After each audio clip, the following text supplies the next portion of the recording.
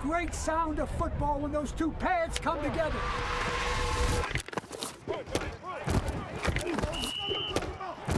Knock it back, knock it back. Let's go, baby, here we go.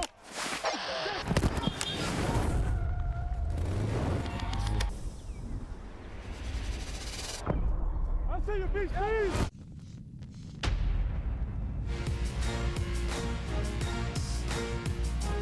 In 2024, it will start literally with the kickoff. And with that, we head down to the field, and our third broadcast partner, Evan Washburn, standing by. Evan, this is not only a new season, it is a radically new way to start each game.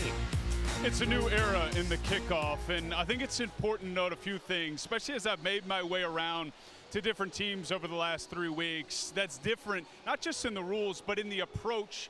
One, coaches and players, they love to have answers to everything, schematically, personnel. This is one they don't have the answer to right now, and that's what makes the preseason more important in this department than ever before.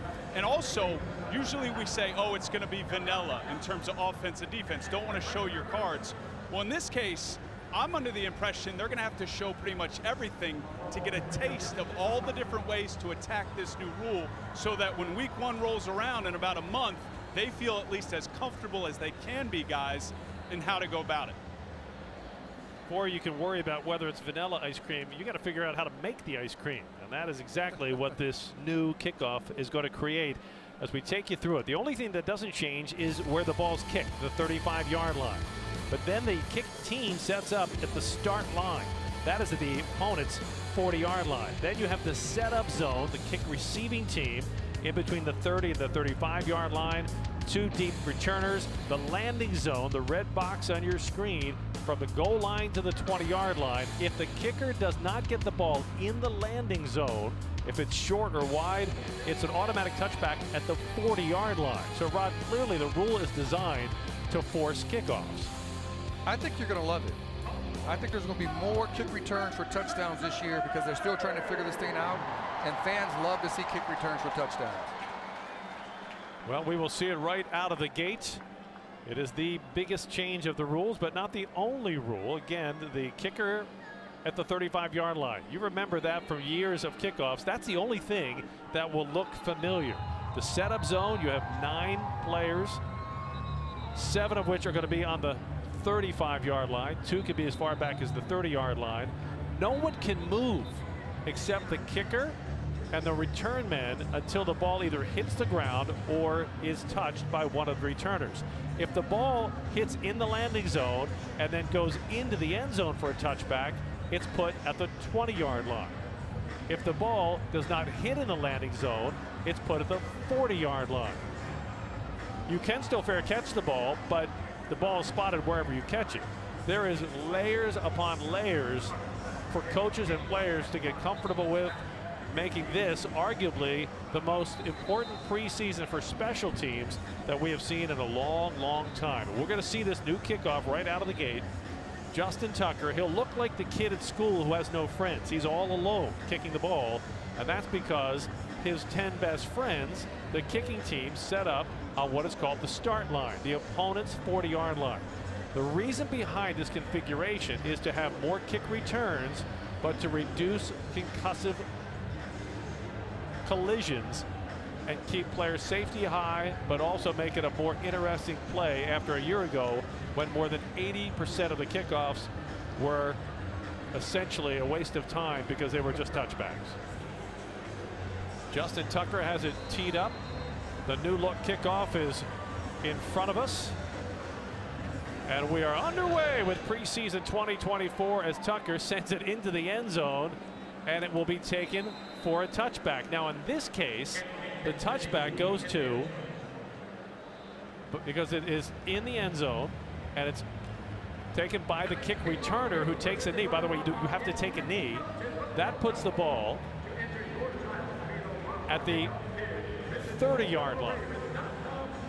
That is to penalize the kick team. They want kick returns. So if you kick the ball into the end zone for a touchback, the kick return team is happy to take it at the 30-yard line. You could see that the defensive team is already confused. They're Right. They're at the 20, thinking, hey, it's a touchback. The only way it's the 20 is if the ball hits in the landing zone and then goes into or out of the end zone.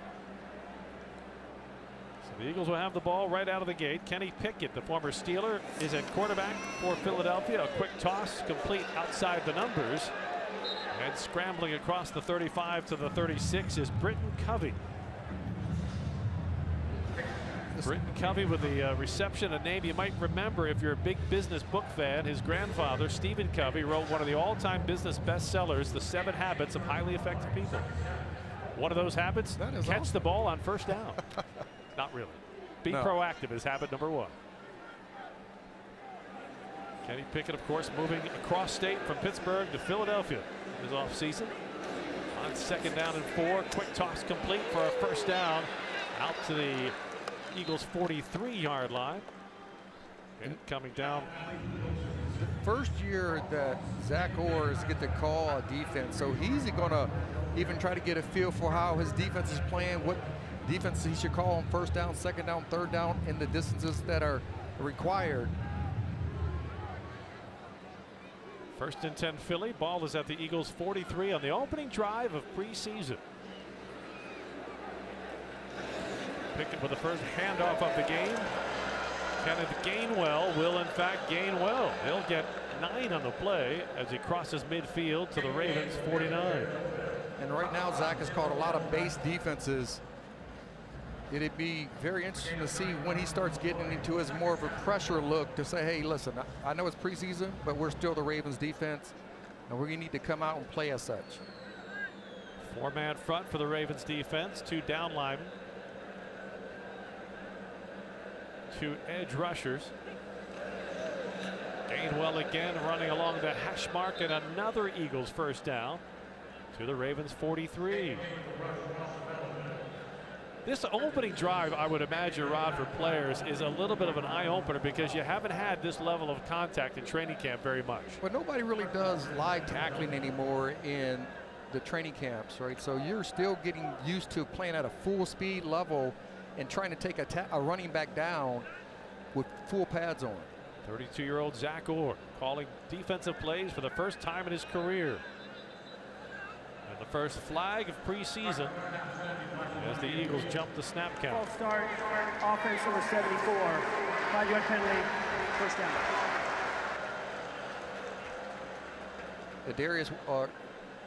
Demarius Williams was acting like he was going to blitz off the right side. That made the tackle jump. Pepe Williams on the near side. And the first-round draft pick, Nate Wiggins, a corner on the far side. He's been impressive in training camp, gets the chance to show what he can do in a game. Pickett will throw, plenty of time, slings it, and it's broken up by Nate Wiggins, as if on cue. That's a great job, and for him, having a big target come at him, he does a great job of staying upfield, got a little tug, but comes downhill and sticks that hand out and gets that first PBU of his career. It's what we've seen all through training camp so far. Just no separation between Wiggins and the wide receiver. 2nd and 15 for Philly from the Ravens 49.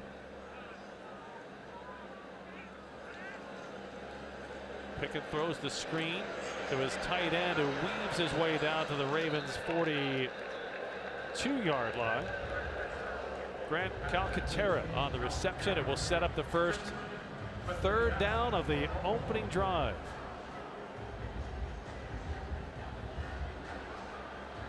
Everybody got to learn how to disconnect with the blockers on the defensive side of it from the offense to get to the ball carrier. Trenton Simpson wearing number 23, taking over on the inside linebacker spot for Patrick Queen, who has gone on to the Steelers. 3rd down and 8. Pickett going down the far sideline, and it's off the back of Nate Wiggins, who had plaster coverage, Rod. Great coverage by Nate Wiggins. The only thing I would say, once you get in phase, so when you go down the field and you're on the upfield shoulder, turn your head. That's an interception. It hit his back number. So once he gets comfortable, he knows nobody can outrun him in the league. So now he should get to that position, turn his head around, get the interception. He was running with John Ross, a former high draft pick of the Cincinnati Bengals, and he was stride for stride. The Eagles will go for it on 4th and 8. Preseason, why not? Kenny Pickett to throw. Flush from the pocket, slings it, and it is broken up by Nate Wiggins again. What an opening series for the Ravens' first-round draft pick.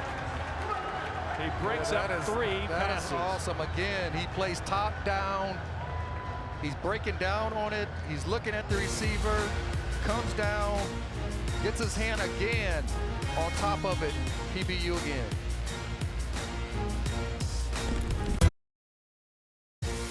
Ravens preseason football is brought to you by Constellation, the Baltimore Ravens official clean energy provider, by DraftKings, the official daily fantasy partner of the Baltimore Ravens, by M&T Bank, the official bank of your Baltimore Ravens, and by MedStar Health, the trusted medical team of the Baltimore Ravens and you. MedStar Health, it's how we treat people.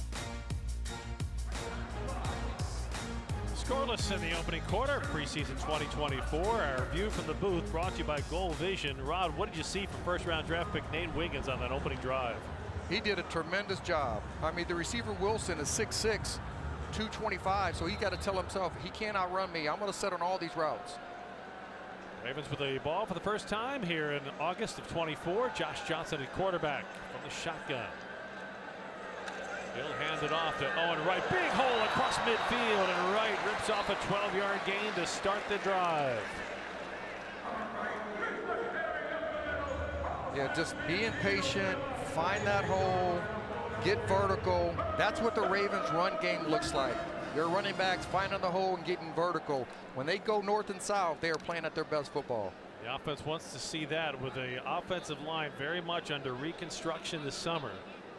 You can open up holes for 12-yard gains. Things look a lot better. Josh Johnson, quick pass out of the backfield.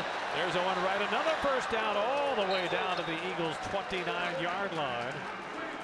And Owen Wright, a first-year back out of Monmouth, moving the ball quickly into scoring range with a 17-yard gain. But I would be remiss not talking about Josh Johnson.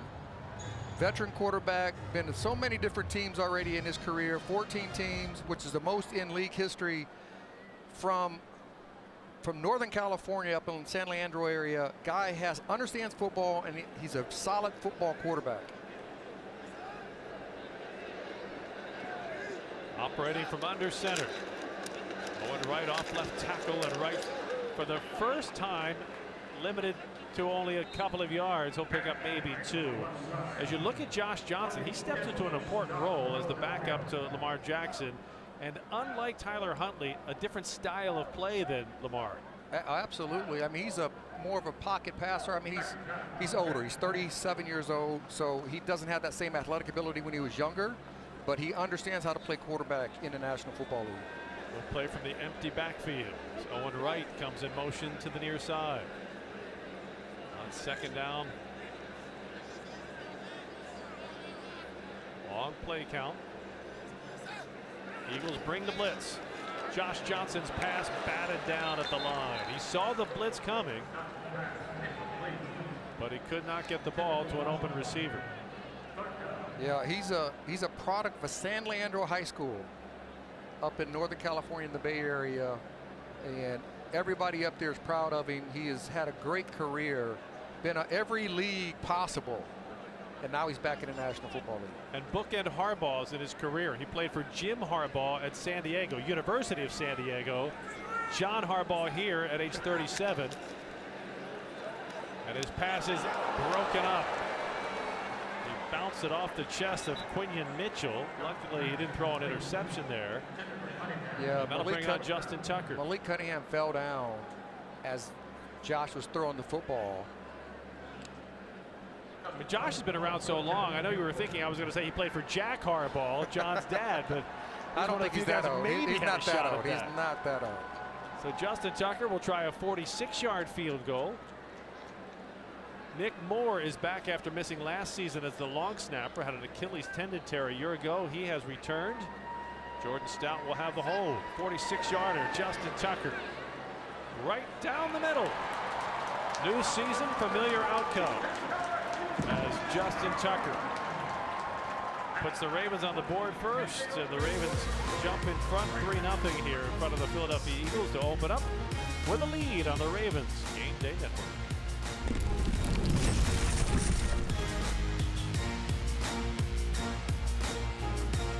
To become the Southwest Airlines captain of the game. You could win tickets to a 2024 Ravens home game, a custom jersey, Southwest Airlines Rapid Rewards bonus points, and much more. 3-0 Ravens in front as we take a look at the Dayforce scoring drive. 6 plays, 29 yards. Justin Tucker caps it with a 46-yard field goal, which importantly this preseason sets up another one of those new look kickoffs. Tucker put it into the end zone the first time. Not what you want to do anymore, because that touchback puts it on the 30-yard line. He wants to try to drop it now between the goal line and the 20, the landing zone, or skip it out of the end zone after hitting the landing zone. That puts the ball at the 20. And he's going to learn this new phase of kickoff return, kickoff team is a learning curve for all these teams, and he's going to understand what he needs to get accomplished week in and week out. He drops that one into the landing zone. Kenneth Gainwell brings it across the 20 to the 25. And to quote Shakespeare, much ado about nothing. After all those rule changes, the ball winds up at the 25-yard line, last year's spot for a touchback. There's going to be some great opportunities, especially when the first team returners are out there for all the teams in the league, and the blockers. And then once the teams and the coaches figure out what to do and how to do it on these kick returns, it's going to be fun to watch. Nate Wiggins with a great start on the first drive. See if they keep testing him here on drive number 2 with Kenny Pickett going to the ground game. Gainwell not gaining very well that time, only a couple of yards on the play. Well, Nate Wiggins, a very young talent. I mean that literally, only 20 years old. He's 20 years old. I couldn't imagine playing in the National Football League at 20 years old. Played against Zay Flowers in the ACC. And the Ravens are thrilled to have that level of speed on defense and offense. 2 young guys, ignore the age, they believe in themselves. Had a chance to visit with Nate this week. He is plenty confident. Swing pass to Covey. He's got room to run, but he's taken down just at the sticks at the 35-yard line. Tavius Robinson covering some ground to make the tackle, along with Ardarius Washington. Yeah, but Williams, who was inside out, he has to stay inside and make that thing bounce, keep bouncing outside to the sideline. Ardarius Washington made this team as an undrafted rookie free agent 3 years ago. Injuries have interrupted his playing time. He's been enjoying a big summer so far. Back to the ground game for Philly, and Gainwell will get the ball across the 40 to the 42. Simpson made the tackle again, and I really impressed by Simpson when we had that meeting with him and how mature he was. So I would not be surprised that he accelerates his learning out there on the field and plays at a high level. 3rd round pick a year ago, has really grown up physically, mentally. Here in year 2. Eagles running it along the left hash mark. That's Will Shipley, and Shipley will move the chains for Philadelphia as the Eagles get the ball to the Philadelphia 46. Trenton Simpson's dad, a lifetime career Army Ranger, and it shows in his behavior. He is a sir, yes sir young man, looks you in the eye, grips you with a handshake. He really did. I was really impressed at the meeting we had and how mature he was and how much that he learned from Roe already, Roquan Smith, about being a pro on and off the field. Give us to Shipley, and he'll be corralled and taken down just shy of the midfield stripe after a gain of about 3. For Trenton Simpson, grew up in North Carolina, played his college ball at Clemson. His father Timothy, who we're telling was an Army Ranger. I cannot only imagine what an impressive man he is, because he raised such an impressive young man. He has the seriousness of Ray Lewis on game day, but he's that locked in. He is, and he can run. He can run sideline to sideline. And he has just unlimited athletic ability. On second down, Ravens bring blitz pressure. Pickett's pass is caught for a first down at the 43-yard line. And that time, John Ross made the catch in front of Nate Wiggins. Yeah, that time they had reduced split. He opened up a little too early. If he could have stayed square, he could have got a better break on the ball. But still, he's still right there to meet the ball when it contacted the receiver. Asked Wiggins this week what the biggest lesson he learned so far, and he said how tiny the window is for a quarterback to get a ball to a receiver at this level. Yeah, 4 inches is open. Back to the ground game and pounding it down to the 36-yard line is Will Shipley, stopped by Trenton Simpson. So a couple of the key young players getting good work here in the first quarter. Simpson at the inside linebacker spot, Wiggins at the cornerback spot, and Zach Orr on the sideline wearing the headset. For the first time, making calls for the first time. So he's still learning how to get his game plans and how he wants to make calls for his defense.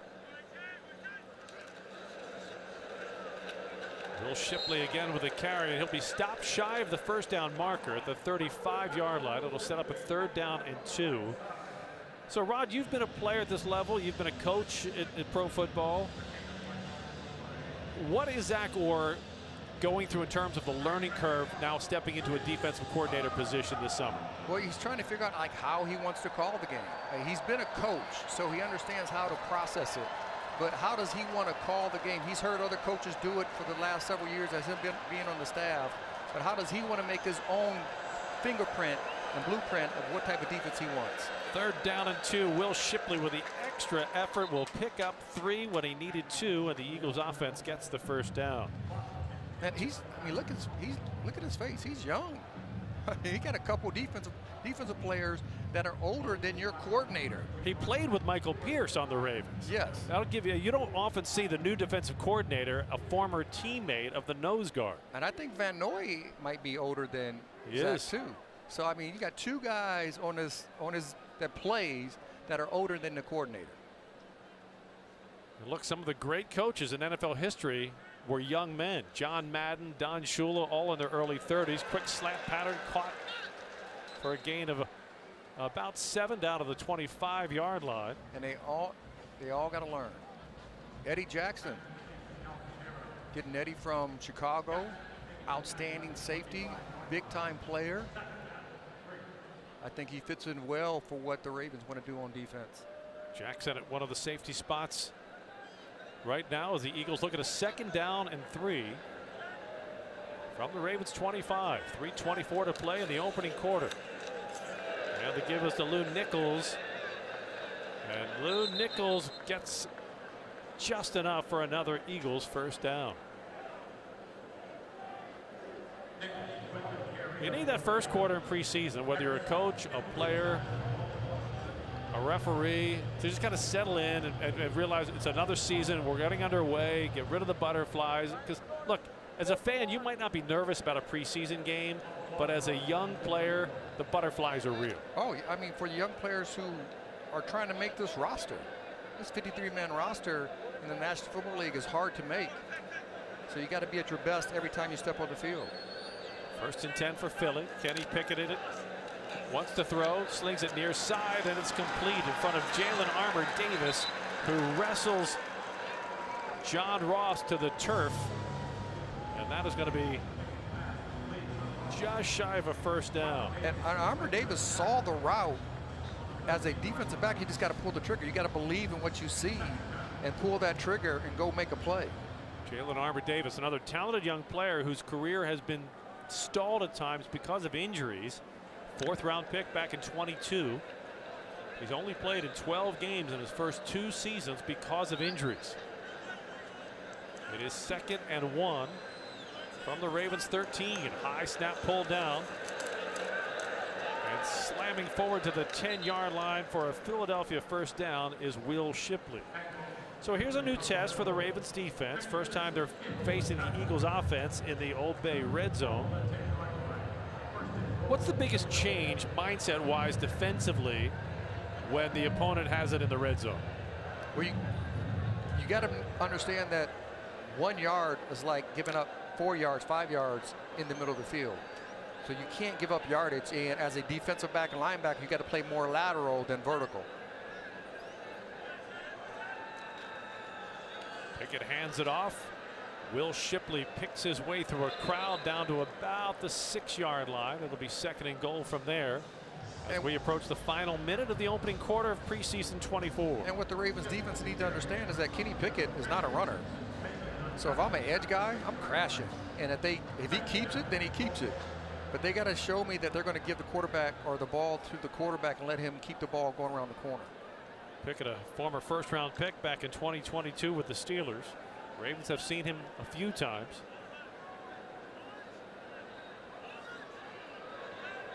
He'll be settling into the backup role for Jalen Hurts with Philadelphia.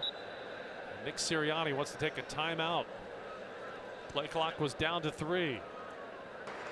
Philadelphia takes its first time out of the half. 3-0 Ravens in front of the Eagles in the opening quarter. John Harbaugh looking for a stop from his defense on the Ravens Game Day Network.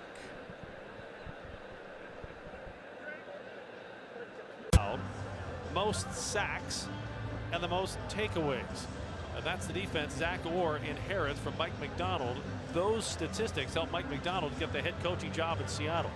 It did. And you think about what this defense is for the history of the Ravens. And this smash mouth, blue collar football. You're going to hit the guys who run with the football. You're going to go sideline to sideline. You're going to take pride in wearing the colors. And I think the players understand that. I know Zach Orr does because he played in this uniform. Now he's got to get a feel for how he wants to call the game and how they're going to respond to it. There's a great opportunity for this young defense to try to make a stand. It's 2nd and goal from the 7, final minute of the opening quarter. Kenny Pickett with Will Shipley, the lone back. Pickett on the rollout, finds Shipley, and he finds the end zone. And I don't know if that was the young corner who got caught up in the wash or the linebacker that have to scrape through there and make the play.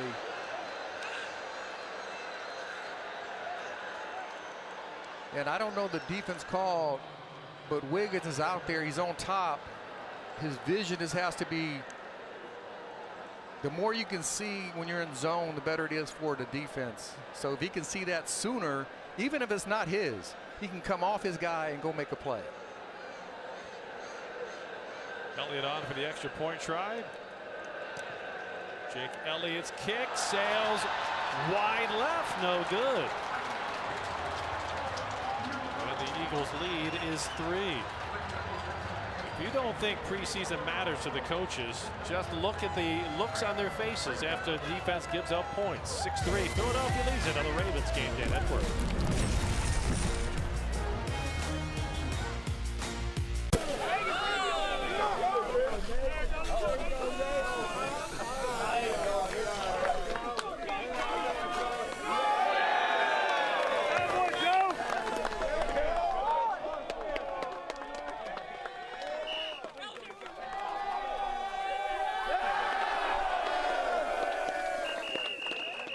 Let's go! John Harbaugh taking full part in the Ravens wet ball fumble recovery drill this week as the coach doing what he asked of his players to go all in. I would just tell Coach, know your limitation as you get older. They thought they were going to get ready for a wet game tonight. We had monsoon conditions late last night into this afternoon, but the weather has cleared. Surprisingly pleasant conditions in Baltimore. And here again, that new look. It will land in the landing zone. Returned across the 20-yard line. All the way to the 36, but he left it on the turf. The question is, did Rasheen Ali have the ground cause the fumble, or did it come out before he made contact with the ground? And this is what's going to be exciting, because once you get through that first wave, it's going to be only the kicker. Official signal is Ravens ball, and that was the ground that separated Ali from the ball. and that's going to be the excitement of all these fans. They're going to see some of that. They're going to be some long kick returns this year once everybody figures this thing out, and it's going to be exciting. And Rasheen Ali taking another step in the direction of a roster spot. The 5th round pick out of Marshall. Josh Johnson continues at quarterback. Give it to Owen Wright, and Wright up the middle stretches it out to the 41-yard line on the final play of the opening quarter. Well, it was mostly Philly about that opening quarter. The Eagles had the ball 23 plays. The Ravens are going to try to squeeze in one last play before the clock expires on the opening frame. Josh Johnson trying to draw the Eagles offside. He does not. And we turn our attention to the second quarter. This is the end of the first quarter. 6-3 Philadelphia with the early edge here in the preseason opener. We've seen the new look kickoff, and the strategy started to take shape as we continue on the Ravens game day network.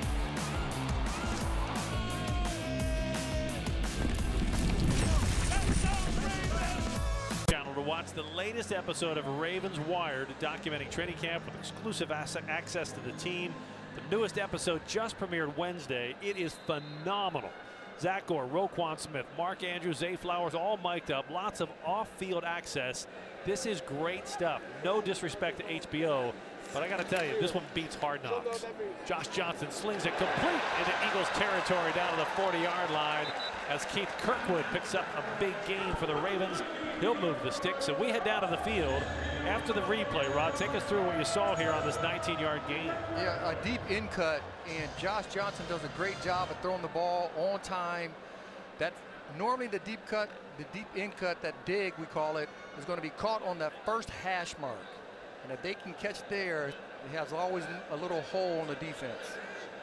Josh Johnson operating in Eagles territory, slings it quickly to the far side. That's caught down to the 33-yard line. Tylan Wallace with the grab. We head down to the field, and Evan Washburn. Evan, a lot of eyes on this offensive line. What is the conversation on the field so far about the O-line play? Well, it's one position group, Jerry, where we're starting to see some guys in this game that could be impact players, if not starters, week one. Remember, they got to replace 3 spots across that offensive line, both guards and right tackle.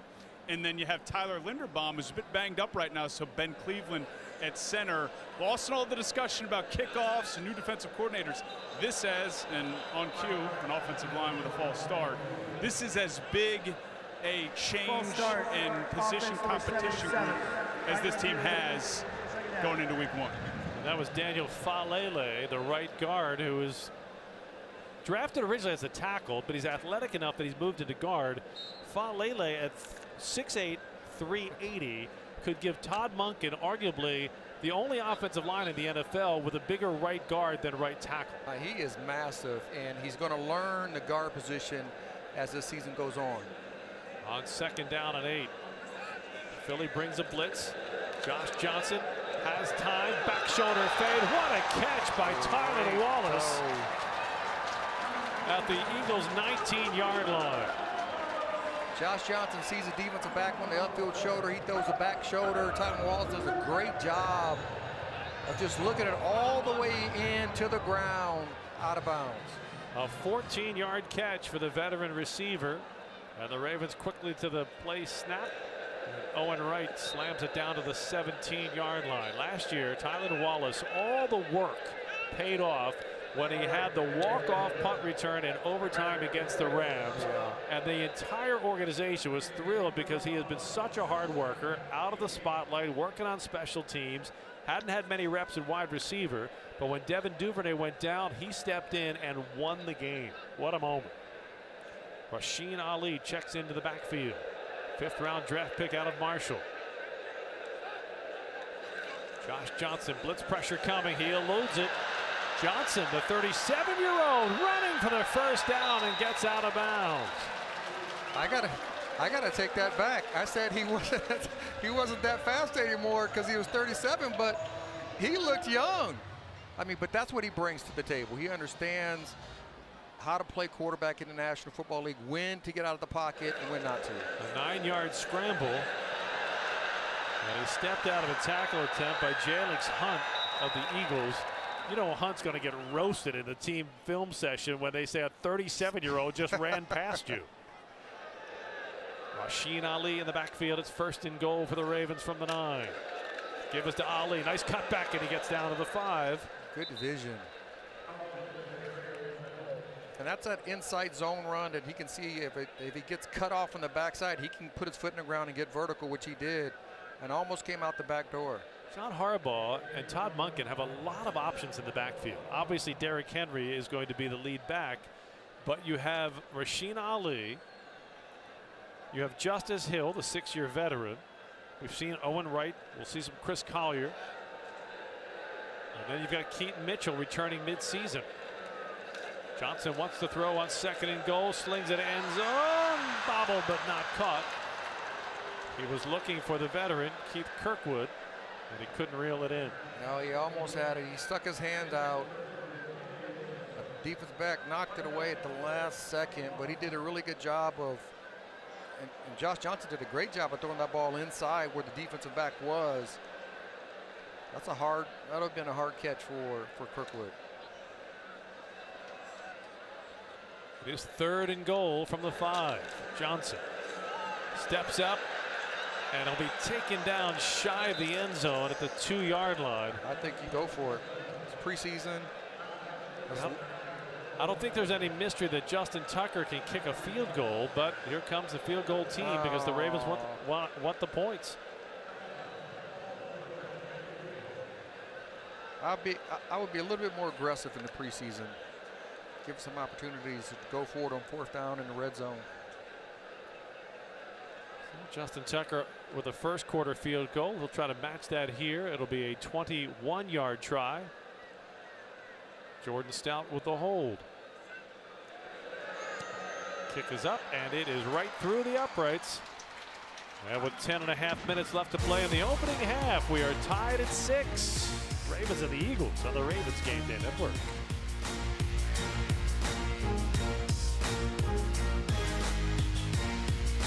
10 plays, 61 yards. They settle for a Justin Tucker field goal. We were wondering why at first. Here's why. They knew that Tucker's going to hit the field goal, which means you get to practice the kickoff again. If you get stopped at the 2-yard line, you don't kick the ball off. And That's a good philosophy. The focus is clearly get as many kickoffs under your belt as possible. You know what? I like that, Jerry. I didn't think like that. That's why I'm not coaching anymore. I didn't think like that at first until I thought about it during the commercial break, which is why I was never a coach. Justin Tucker trying to drop it into the landing zone, and he will succeed right at the 1-yard line. Shipley brings it out across the 20, and he'll be corralled shy of the 25-yard line. Well, as Zach Orr goes about installing his touches on the defense, he has got some great talent to work with. This is a defense that literally has an all-pro at every level. Matabike up front, Roquan Smith anchoring the middle, and then Kyle Hamilton on the back end. And Rob, when you say the back end, that's a little misleading because Kyle Hamilton can line up anywhere on this defense. He can. I mean, he's so versatile. I think the more he keeps playing in this league, the more he's going to keep doing. And he's that quarterback of the secondary. Kenny Pickett will empty his backfield on 1st down. Ravens bring blitz pressure. Pickett is going to be hit, but he'll stretch forward just to avoid the sack. And he'll gain maybe a yard. Josh Ross came from the inside linebacker spot to put Pickett on the turf. But going back to talking about the big three, that Roquan Smith is just a tremendous player, can go from sideline to sideline, and then Justin Matabike just had that breakout year, and hopefully everybody's hoping that he has that same type of year this year, if not better. He's just so dominant in the middle. Well, Travis Jones, the other defensive tackle who is young with so much potential, spent his offseason working out with Matabike so that he could learn whatever the secret sauce was. On 1st down, Lou Nichols. Check that 2nd down carries across the 30 to the 32-yard line. It'll be 3rd down for the Eagles. All right, now is where you want to see your defense get a 3-and-out and take that next step for Zach Orr. You do, but there is a process. And I think you got to remember this. They're still figuring out how to play fast with their pads, how to disengage with the blocks and run to the ball. All that stuff is a part of this preseason. It's not the same preseason when I used to play, when it was 4 weeks. This is about 16 days. This is their first real contact. Give us the Nichols. He'll get just shy of the 35-yard line. So we'll see if Zach Gore has a fourth down defense, if Nick Sirianni will go for it. You know he's going for it. Josh Tupou on the stop, former Cincinnati Bengal, trying to find a roster spot here with the Ravens. Trenton Simpson and that young defense. This is a great opportunity for Zach Gore to figure out like how he wants to play these short, because that push, tush, push, whatever it's called. They tried to push. I don't think it worked. I don't think it worked either. Second effort on the push. The pile does move forward. I can't see where the refs. Oh, they gave it to him. The Ravens had stopped it initially, and then the extra push from the backside put the Eagles over the marker, the first down marker. And it's so hard to see if the quarterback knee is down. You can't see anything. Or if his momentum is stopped. First down, Philly. Under 8 minutes to play in the opening half, tied at 6 in the preseason opener. Kenny Pickett off the play fake. Escapes the pocket. Flag is down. This is likely a hold on the Eagles as Pickett slides down across the 40-yard line. But this one will come back. Holding offense number 56. 10-yard penalty. We play first down. If you can go back and look at that play, what Zach Gore's going to like to see is the edge pressure. One of the focal points of training camp this year is who will the Ravens get edge pressure from? That time both edges delivering. Atavius Robinson, number 95, a second-year edge rusher, looking to take the next step in his career. And the pressure comes from the back end of covering guys down the field, not giving the quarterback quick throws. So that pressure and coverage are going to go hand in hand throughout the year. Pickett on 1st and 20. And the receiver screen gets nowhere. Pickup of maybe 2. So as we talk about the edge, Rod, the question that the Ravens carried into training camp is who replaces the sack and the pressures lost with Jadeveon Clowney leaving? And that's going to be a great question. Like, does Owe get 10 sacks? Does Ajabo get 7 sacks? Does everybody pick up their level of play, because you are missing Clowney? Not only the sacks, but the pressures that he got consistently in the backfield throughout the year.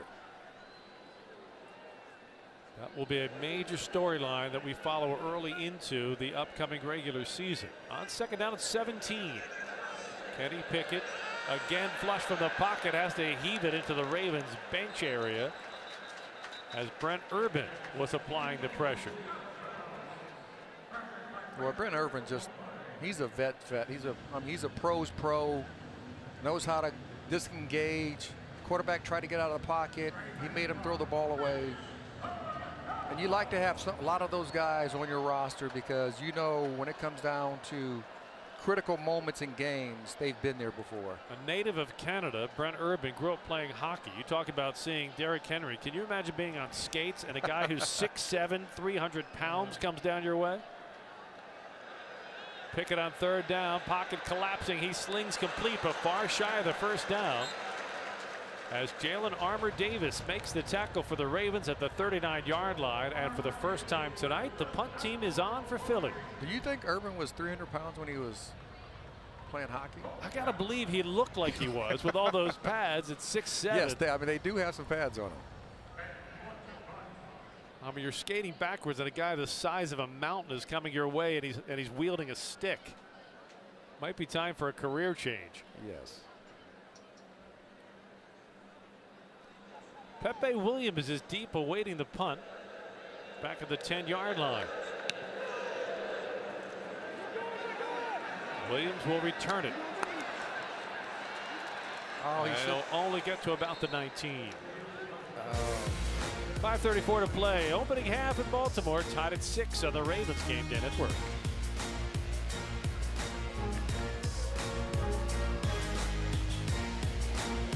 about youth and rookies getting important snaps. And for the Ravens, despite returning what is a roster capable of reaching a Super Bowl, they're going to need these rookies to have an impact at some point, you would imagine, over the course of the season, led by Nate Wiggins, who, guys, we've already seen out here tonight getting a lot of snaps, being tested and making plays. TJ Tampa, we know, is still coming back from some hernia surgery, so we won't see him probably in the preseason. But when you look at the back of the draft and really the draft throughout for this front office, it's clear they were targeted, not just to need, but as we know, best player available.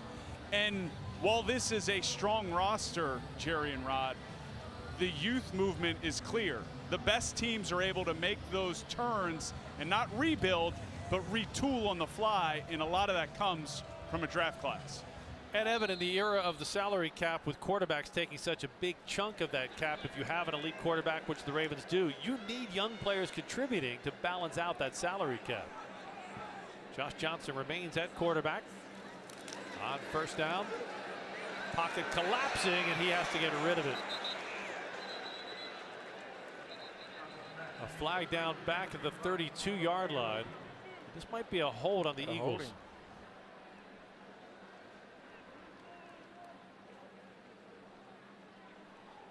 Referee Cleet Prior to the Blakeman. pass, holding, defense number 3, 5-yard penalty, automatic first down. So a nothing play becomes a something play, and the Ravens move the chains with 5.5 minutes left in the opening half here in the preseason opener in Baltimore. Just a reminder, when the opponent misses a field goal this season, you get a free 6-piece McNuggets on the McDonald's app the next day. If opponents miss another field goal, you're upgraded to a free 10-piece. On first down, Owen Wright between the hash marks. We'll get about 3 on the play. We've seen Daniel Faalele getting a lot of work at right guard. Pat McCary at right tackle. The right side of the line is the one that's been very much in question. Andrew Voorhees seems to have a pretty good grip on that left guard position. You know what I like? Ben Cleveland is playing center right now, and I think that is really going to help this offensive line as the season goes on, if anything happens to Linderbaum during the regular season. Josh Johnson throws it near side, reach back catch. Sean Ryan makes the grab. That was a great catch, right off the tip of the grass. It'll be about a yard shy of a first down.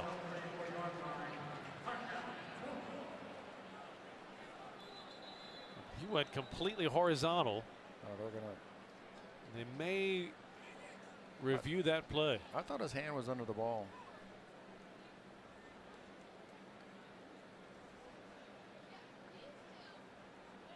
Nick Sirianni taking the proceedings seriously.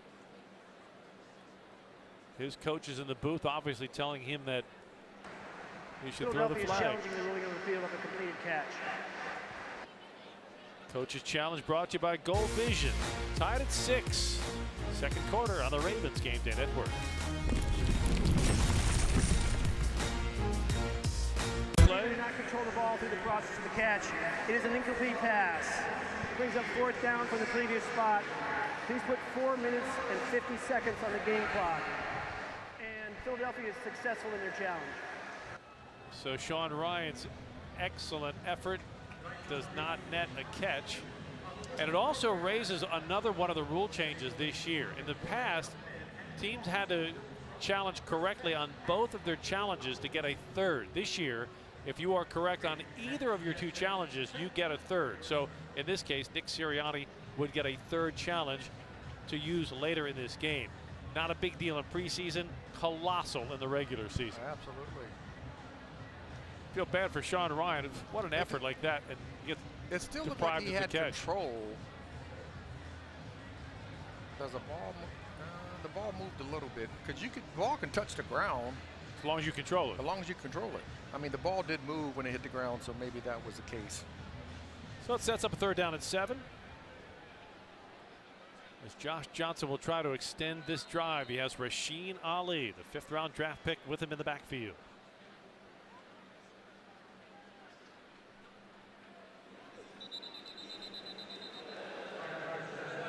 A whistle prior to the snap.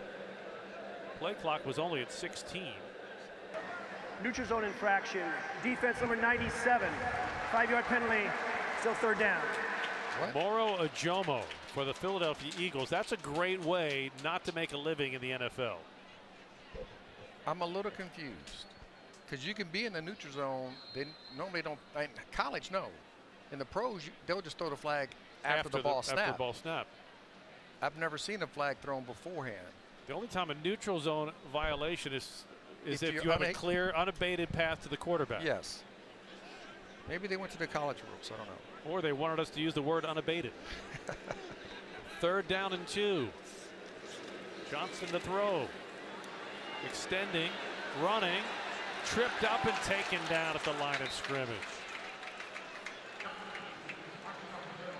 Jeremiah Trotter forcing the punt team on for the Ravens as Josh Johnson unable to channel his inner Lamar and pick up another first down. And that'll bring Jordan Stout on the punt for the first time tonight. 3rd-year punter out of Penn State.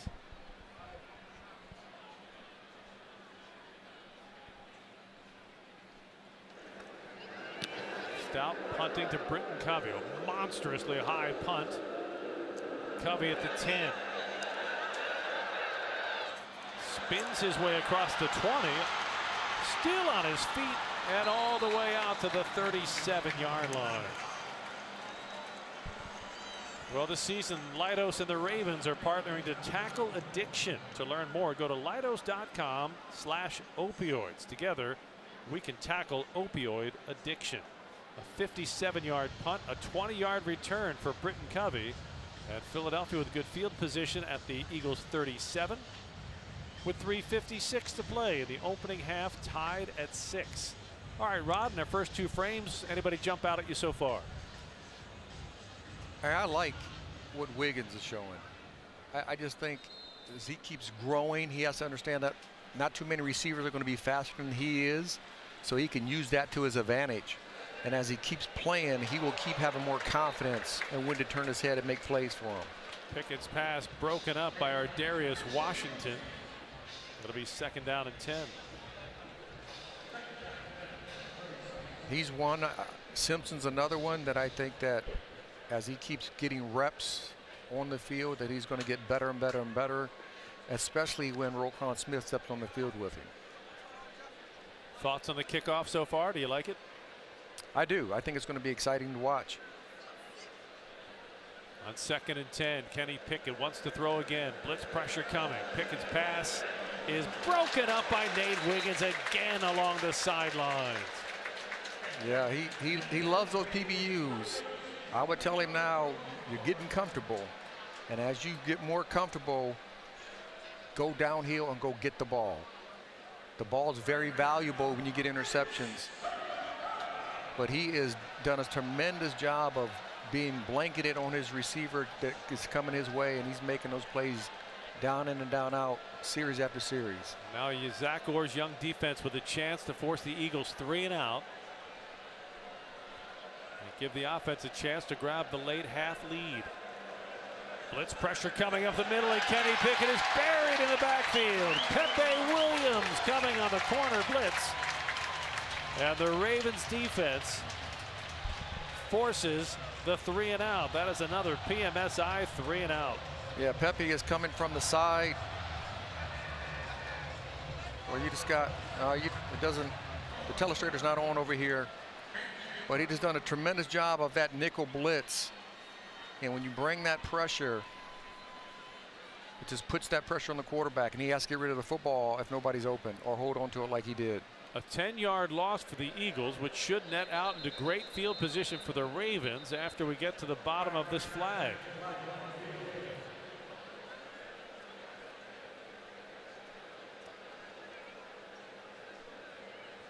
There is no foul in the play for too many men on defense.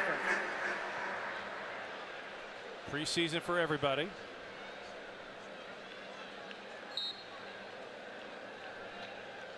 So Braden Mann will punt. Dayton Wade, a rookie undrafted free agent, awaits his first return. Wade will settle under it at the 22.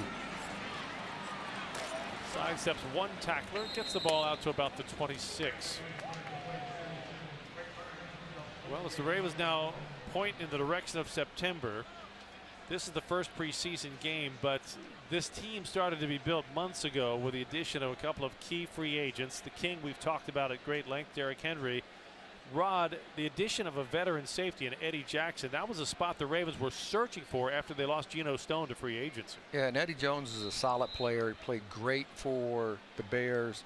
Coming over here, gets to play in a similar defense, but a guy that you know that he has a lot of pelts on the wall, so when game day starts, he'll be able to go out there and make some plays for you.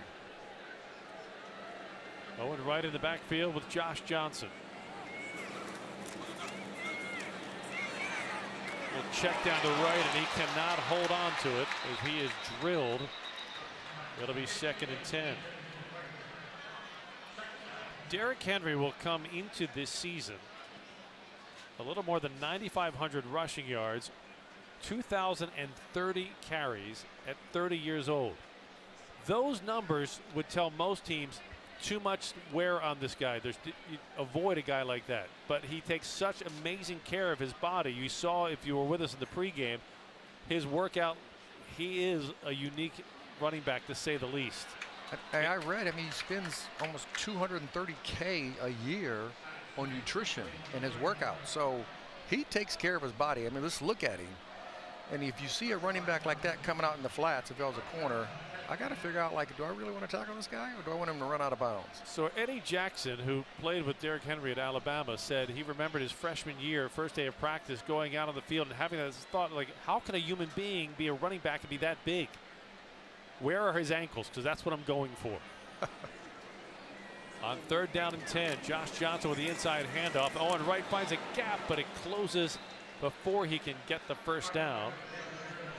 He'll get 6 on the carry, and that will likely bring the punt team on with 2.5 minutes left to play. Ravens are going to let this wind down to the 2-minute warning. You let this go to the 2-minute warning and get your first 2-minute drill of the defense of the year. And just from the glimpses we've had at training camp, cannot wait to see Derrick Henry and Lamar Jackson running the read option.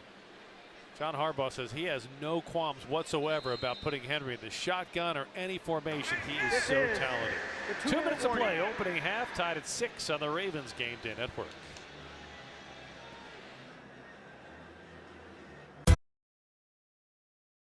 Two minutes to play, opening half of the preseason opener, tied at 6. Jordan Stout on the punt for a 2nd time tonight.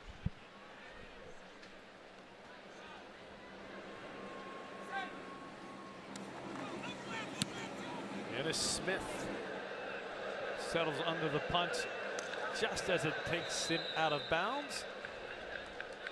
So, Rod, as we go back and take a look at the outstanding play here in the first half, top draft pick Nate Wiggins really standing out. He is. He knows, he believes in his speed. He knows that nobody can outrun him. But playing on the upfield shoulder, getting his hands on the balls, this is another great play coming downhill. On the deep ball, the only thing I would say, turn your head so the ball you can intercept the ball, but he just making play after play after play. And his confidence is going to keep growing as he's on the field, and he'll start getting those interceptions. Mentioned we had a chance to visit with Nate this week. You could see his excitement at sitting down and talking with Rod Woodson, a man with a gold jacket as a Hall of Famer. A great deal of deference for Rod's accomplishments. First down pass complete to Covey. As the Eagles will work with 2 timeouts, 1:37 left in the half. And Kenny Pickett still at the helm. Ravens rush 4. Pickett pass complete. Covey gets the first down to the 31-yard line. And this is valuable for Zach Orr, because this is his first 2-minute drill live.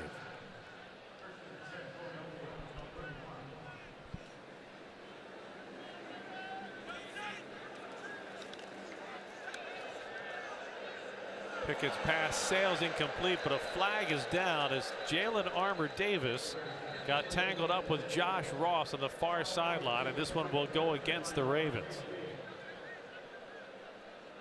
Yeah, couldn't see if he... Pass interference, defense number 5. The ball he placed at the spot of the foul. First down. Oh, man, that's a tough one because the receiver slipped. He was in position. His hand was touching him, but he didn't push him down. So if Armour Davis's hands aren't on the receiver, then that's just going to be a slip. That's just going to be a slip. And even though his hands didn't cause the slip, because his hands are there, when the receiver slips, you're getting that flag every time. Yes. 1st and 10 for Philly. Pickett's pass sails incomplete. Good coverage for Jalen Armour Davis. I got to believe Zach Orr wants to see how young players respond to a negative occurrence like a penalty. And he's learning what these guys are going to do. He's seen them before. These guys who have played last year, he understands what they can do. But this is his first time calling the defense. And what defenses are they going to play well with and in this 2-minute situation? He was the linebacker coach, the inside linebacker coach under Mike McDonald. Very much the Ravens' way to promote from within a defensive coordinator. Pickett's pass sails high, and it is almost intercepted. That one dropped right in front of Armour Davis. I think it hit his left hand as he went underneath him. He ran the slant. The slant was ran right in front of him as he was going inside. The ball tipped up. No, it went over his head. Puts Philly in a 3rd down and 10, the final minute of the opening half.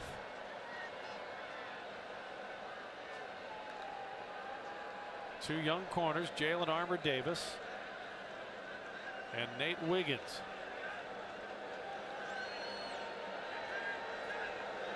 Kenny Pickett to throw. Under pressure. Flushed from the pocket. He'll throw far shy of the first down as Pepe Williams escorts Albert Okwuegbunam to the sideline, and now Philly to go for it on 4th down. They're going for it again. You really want guys like Albert Okwuegbunam to have nicknames, like Big Al. Yes. If you have a bunch of vowels in your name, yes, you do want to have a nickname. That's a whole lot of names. 4th down and 4 from the Philadelphia 47. Kenny Pickett trying to draw the Ravens offside. He fails in the endeavor, and now the punt team will come on. Philadelphia takes its 2nd timeout of the half. This will be a 30-second timeout. The attempt to draw a defense offside on a 4th and 4 is a little bit like icing a kicker. It doesn't work very often, but every once in a blue moon it will work. You have to show it, though. I mean, you got to really sell it. Sell it as a quarterback. You got to be very vocal. You can't do a lot of jerky movements because that will be a false start on you. But you have to really sell it. But most of the defenses now know, listen, when it goes 4th down, stay on sides. Dojo. Don't jump off sides. Just watch the ball. Don't jump off sides. Don't listen to the quarterback. Wait for the ball movement. That is a veteran acronym. Just pull dojo out of your back pocket. You must have heard that 1,000 times from coaches. A bunch.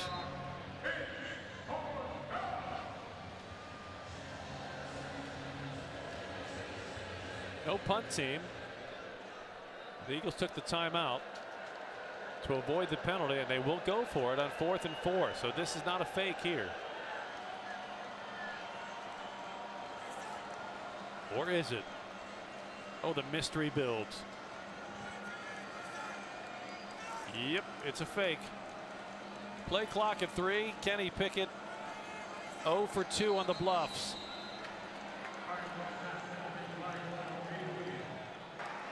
Delay a game. Offense, 5-yard penalty, remains 4th down. No after sag card for Kenny Pickett. His acting skills just not that strong. Oh. Ravens will get the ball back with 1 minute left, and it will be Pepe Williams deep. But you love the discipline by the Ravens defense. Watching the ball, not paying attention to the quarterback's volume and his fluctuation of his voice. And Ron, we've talked a lot about the kickoff and kick return, but punt return is an area of question for the Ravens after this preseason. They'll have a new punt returner. That one sails off the side of the punter's foot. It'll bounce twice. Pepe Williams picks it up and loses his footing right at the 12-yard line. Ravens brought in Deontay Hardy in the offseason. He's had some injury problems in training camp. They lost Devin Duvernay in free agency. He was your return guy for several years. Anytime you can find a great return guy that give you added yardage to start your offense, that's a bonus in a National Football League. Well, and if you can get it from somebody who is also a position player and not just a pure specialist, it frees up a roster space. It does. So if a kid like Rasheen Ali can handle your kickoffs and Pepe Williams can handle your punt returns, the thinking there is now you have an extra roster space that's not dedicated to a returner. Josh Johnson scrambling to extend the play, and his pass is dropped. It hit Dayton Wade right in the hands, and he couldn't pull it in. Wade has to pull that in. I don't know if he saw color. The ball's right there, and maybe just too much time to think about catching it. Oh, he turned his head. He turned his head early. That's what it is. But that's the ABCs of catching. Put your thumb and your index finger together. Let it be that diamond. Let it come into it and watch it all the way in. 35 seconds now left in the half. Josh Johnson going up top. Near side. He's got his man, but Isaiah Washington can't win the battle for the ball. Well covered on the play by Keely Ringo. Yeah, that was well covered. Washington did a great job of not allowing the interception. That time, when the DB's above him, if he would have threw the back shoulder, that would have been a completion. These are the moments where coaches really like in preseason. Again, there's no drama for us as broadcasters, for you as viewers and fans. But in a regular season, this is high drama. You got 30 seconds left. The Eagles have a timeout. If you don't convert here in the regular season, you're going to have to punt the ball away. They'll go to the ground game. Owen Wright will not get the first down. So in the regular season, the Eagles take their timeout and try to get the ball back and get points to close out the half. I mean, these are a bunch of scrimmages, so to speak, that you have in your training camp. And for them, this is another opportunity to go through the process of punt return right before the half. You got 26 seconds, no timeouts. How do you get in the field goal range? How do you get in the field goal range? And for Zach Orr, the defense, it's how do you keep them out of field goal range? So these are actually critical situations that coaches love to see come up in preseason because it gives them something. They practice in training camp all the time, but now you practice them in a real game situation. Right, and that's going to be good for Zach Orr because it's going to be his first time being in that 2-minute situation with they have no timeout, so they're going to try to get down and get to that field goal range.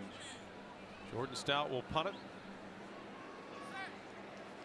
And Nia Smith awaits. Jordan Stout hits another beauty. Back Smith up to the 25. And Sanusi Kane with a great field coverage. The rookie safety out of Purdue with a terrific special teams tackle. A 59-yard punt, no return. And the first player ever drafted by the Ravens out of Purdue makes the play. Well, he went to Purdue, so he makes the play. That's just, you know, this is normal. Kind of a given? That's a given. It's a given. But I'm glad that somebody had the foresight to draft somebody out of Purdue finally from the Ravens. You are the all-time most high-profile Boilermaker. And now Sanusi Kane joins you as Boilermaker du jour.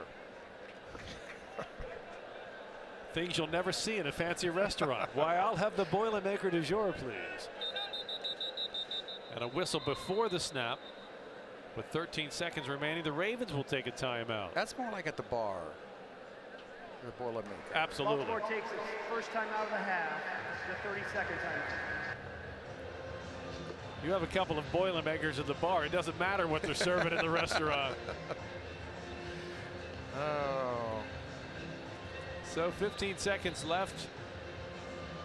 John Harbaugh's seen some terrific play by his young corners in this opening half. To me, that's the top takeaway. How about you, Rod? Absolutely. I mean, if Wiggins keeps progressing in the manner that we saw in the first half, and he just keeps believing in his speed, knowing that nobody's going to be faster than he is, then he'll be able to take advantage of that as the season goes on.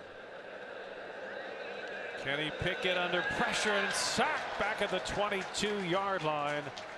And that is another consolation sack for science. C.J. Ravenel, undrafted rookie free agent, will bring us to the close of first half. Oh, they just walked their offensive lineman back to the quarterback. Looked like both of them got a half a sack. A rookie out of Missouri Western. His father's advice was the best things in life happen outside of your comfort zone. He made the quarterback uncomfortable there as we head to halftime. Tied at 6. Ravens and the Eagles in the preseason opener on the Ravens Game Day Network.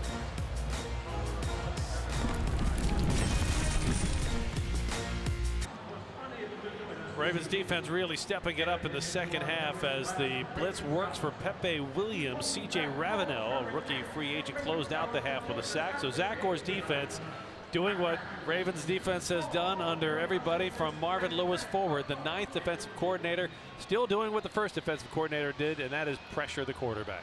Pressure the quarterback. The saying here is pressure bust a pipe. And you got to bring pressure to see if that quarterback can handle it. And the quarterbacks that cannot, it's going to be a long day for them. And of course, pressure from unpredictable situations is very much of what the defensive coordinator has to do. Zach Orr saw Mike McDonald do it, and now we're seeing Zach Orr put his touches on it. Zach Orr has somebody to work with that Mike McDonald didn't have, and that is Nate Wiggins, the first-round draft pick, the rookie defensive back. We haven't seen him blitz yet, but I got a funny feeling you'll see him coming on with that speed. He's going to come off the edge a few times. I tell you what, if he keeps progressing the way he just showed in the first half, he is going to be special, and he has to keep growing with it, obviously. But his speed, he has to, in his mind, he can say, no receiver in the National Football League is faster than me. So I can slow down, and I can jump in almost everything. And if they outrun me, they better throw the ball on the money, or I'm going to get a pick. So if his philosophy if he keeps believing in himself like he is right now, he's going to keep growing. And if that growth comes to maturity, you got a really good player on your hands and a perennial Pro Bowler. And this is the time of the year young players grow up in a hurry with game experience. Let's head down to the field and check in with Evan Washburn on the sideline. Jerry just spoke with John Harbaugh about the defense in that first half, and he was pleased. He said we got the calls in right, very few mental mistakes. Would like to see them get downhill on some runs here in the second half. Felt like they were a little tentative. Look, that's understandable. First game of live action and tackling.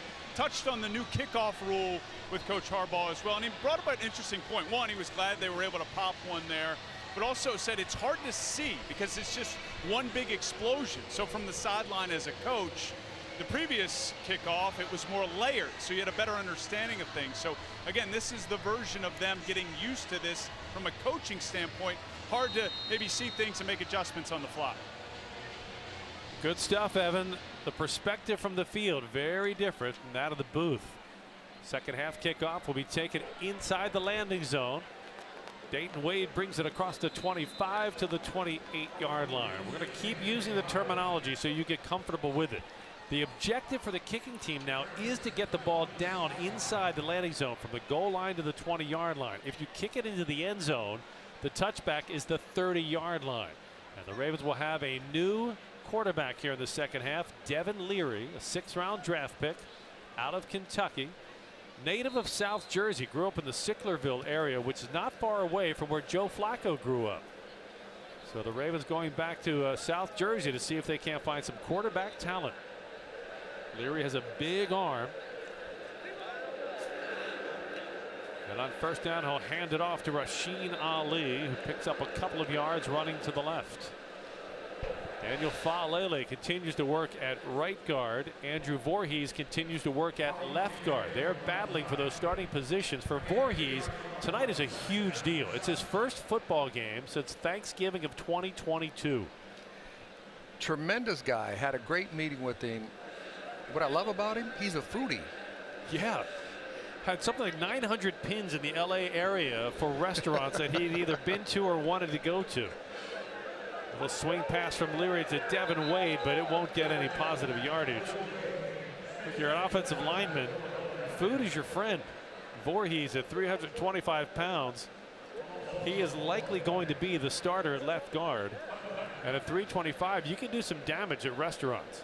But he's going to find out, as technically he's not a rookie, but he was last year was a rookie. The young guys, when they take the offensive line out for dinner, they make the young guys pay. They got to build it. Yes, that's right. They got to take that check. Sometimes it gets very expensive. That's the night to eat light. 3rd down and 9 for the Ravens on the opening drive. Devin Leary at quarterback. He wants to throw. And he throws to nobody in front of the Eagles sideline. And the punt team will come on as the Ravens offense goes 3 and out. For Andrew Voorhees, after his last year at USC, he tore up his knee in the combine. He tore an ACL in the combine, so he missed all of last season. He fell to the 7th round of the draft to the Ravens. He would have been projected as a 2nd round pick and a 1st-year starter, most likely in the NFL. Had to rehab all of last year. He has played with a lot of good quarterbacks. Goes back to Caleb Williams. He was at USC for 6 years. And the punt will trickle out of bounds after taking the Eagles' bounce to the 41-yard line. So good field position for the Philadelphia Eagles as they will have the ball for the first time here in the second half. Kenny Pickett will continue at quarterback. And for John Harbaugh, the tradition of defense is deep. Since he arrived in Baltimore in 2008, the Ravens defense has allowed the fewest points per game. And that's under now 7 different coordinators. That is leadership from the top when you get that kind of consistency. It is. In the same style of system, and I think the history of it helps these players come in and play fast. Pickett wants to keep it on the read option. He regrets that decision as C.J. Ravenel negotiates him to the turf. So the first coordinator for John Harbaugh was Rex Ryan. The most recent is Zach Orr. Coach Harbaugh believes that each coordinator has brought something to the defense, adding to the philosophy, growing what they can do, putting their thumbprints on it. We've seen some terrific coaches along the way. Dean Pease, Mike McDonald last couple of years, and now Zach Orr at the helm. Kenny Pickett hands that one off. And Lou Nichols will work out to the 45-yard line. It'll be 3rd down.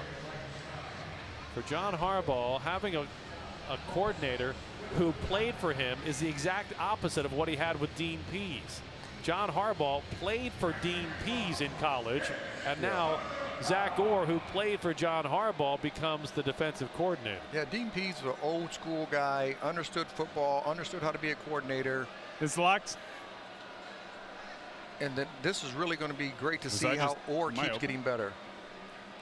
Kenny Pickett on 3rd down. Have to go to the check down, and a nice hit on an open field tackle by guess who? Nate Wiggins. Steve Spagnuolo, the defensive coordinator for the Kansas City Chiefs, has an expression, arrow through air. And what it means is when you have a ball carrier in open field, you can't just break down and try to chop your feet. You have to attack him like an arrow moving through the air. That's exactly what Nate Wiggins did there. Yeah, you never stop your feet. You always keep what I used to call it eating the grass. Never let that grass settle and make him make a move. You're laying them all out here tonight. Dojo, PBUs, eating the grass. It's like a new language. Braden Mann's punt will bounce at the 10. Dayton Wade just letting that one settle down. The Eagles will down it at the 10-yard line. When we come back, we'll visit with Maryland head football coach Loxley with Evan Washburn, tied at 6 on the Ravens game. Network. Quarter important update. Nate Wiggins just went in the injury tent. He was favoring his right shoulder after making that drive-ending tackle. We'll keep you updated. Hopefully it is nothing serious, but we will keep a close eye on this. Heading down to the field, Evan Washburn standing by with Terps head coach Mike Loxley. Yeah, Jerry, we know it's football season here in Baltimore, but it's also football season in Maryland. The Terps getting set to kick things off August 31st. Coach, always good to see you this time of year. It's our yearly tradition. What do we need to know about this year's squad? Well, number one, it's a player-led team, and as you can see with this leadership group that I have with me today, these guys have taken ownership of it. They've made the necessary sacrifices, and we're ready to try to compete for championships in Terpsville. We always talk about quarterbacks, but you and I were talking before the game. You feel like you might have something special breeding on the defensive side of the ball. Yeah, you know what? We are a defensive-led team, and I like it this way. When you've got 7 returning starters on that side of the ball, it gives us a chance to figure things out on the offensive side.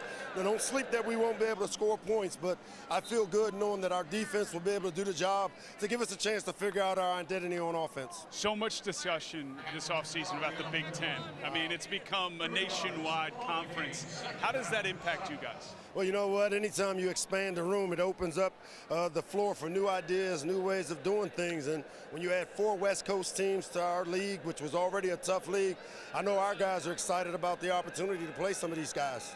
Lastly, Coach, this is a preseason game, but we still got an energy and a vibe in this stadium. What do people need to do when it comes to making Bird feel like M&T Bank? Well, I have a chance to come up and watch the Ravens games, and when you feel the energy that's here at M&T, we can warm them up on Saturdays down in Terpsville. Well, I mean, you guys are part of our program. We're the flagship university of the state. We need you guys. We want to be able to fill the shell and then come up here and root our Ravens on. Yeah, we'll be out there. Guys, good luck this year. We're not handing out any scholarships. It feels we're a bit just giving out straight cash, homie. Straight I'll cash. take it. Love it, love it. The era of the NIL. You don't even have to hide it anymore. Here's some cash. Come play here. Devin Leary's pass is knocked down and nearly intercepted right at the line of scrimmage after a pair of short runs by Rasheen Ali. Straight cash, homie. And now Dr. Leanne Curl is walking Nate Wiggins into the Ravens locker room after examining him in the blue injury tent. And my heart is in my stomach after what we've seen from the first-round draft pick. To see him go into the locker room with a shoulder injury. He was not even moving his right shoulder and right arm as he was walking to the locker room. We'll wait for an update on that, likely after the game from Coach Harbaugh. Jordan Stout's punt fielded back at the 20-yard line by Aeneas Smith, and Smith is drilled by Sanusi Kane at the 25-yard line. So you have to hope that it is not a serious injury for Nate Wiggins, as John Harbaugh will await word. The tie continues on the Ravens Game Day Network. This broadcast is copyrighted by NFL Productions for the private use of our audience. Any other use of this broadcast or any pictures, descriptions, or accounts of the game without the consent of NFL Productions is prohibited. Let's head down to the field. Evan Washburn with an update on the injury to first-round pick Nate Wiggins. Yeah, officially listed as a shoulder injury and questionable return. A look back at the play here, the previous series, after a really strong first half on that tackle. Comes up in some discomfort, spent some time in the blue tent, and then as we saw going to break, headed to the locker room. Again, it's listed as a shoulder injury and questionable. Appreciate the update. He's not a big kid. He's not a thick kid. He's tall, 6'1", look more like 6'2", and obviously is going to play a big role in Zach Orr's defense if he's healthy. All of a sudden, the shift from the first half, which was just such high praise for well played from the first-round pick, to such high concern now as he goes from the field to the blue injury tent to the locker room. And when he made the tackle, he had his right shoulder out, so it could hit the shoulder, be some uncomfort, but you got to be cautious when you're dealing with the injury in the preseason. The new quarterback for Philly, Tanner McKee, has his pass batted down. Darryl Worley getting a hand on the ball. Yeah, Darryl Worley used to be a corner, now moved into the safety spot, and he has become very comfortable at the position, playing inside there, making some plays for the Ravens. Ninth-year veteran out of West Virginia. Tanner McKee will hand it off to Tyron Davis-Price. Get out to about the 32-yard line, sets up a third down for Philadelphia with 9.5 minutes left in the third quarter. They remain tied at 6. Here's the good news in case you're worrying. They do not play overtime in preseason. They finally changed that rule a couple of years ago. They used to play overtime. Yes.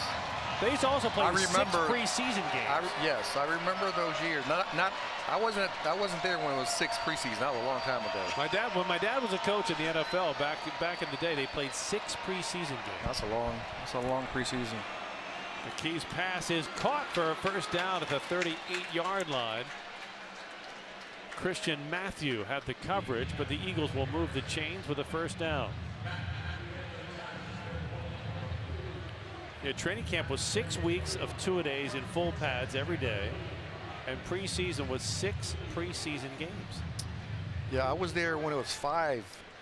Still a lot. Now they're trying to get it down to 2.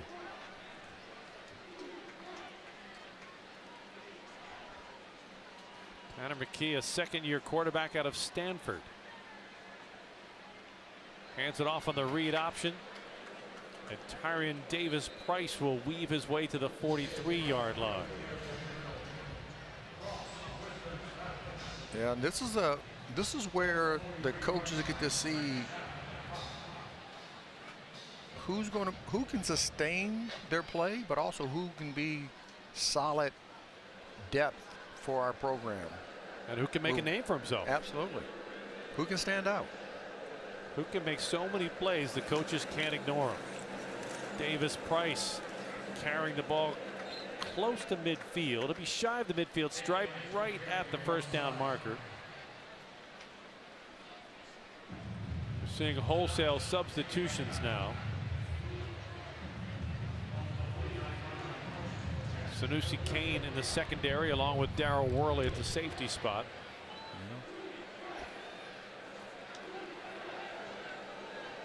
First full game, guys are going to get tired in the second half. McKee throws to his tight end, complete for a short gain. Good open field tackle by Darryl Worley.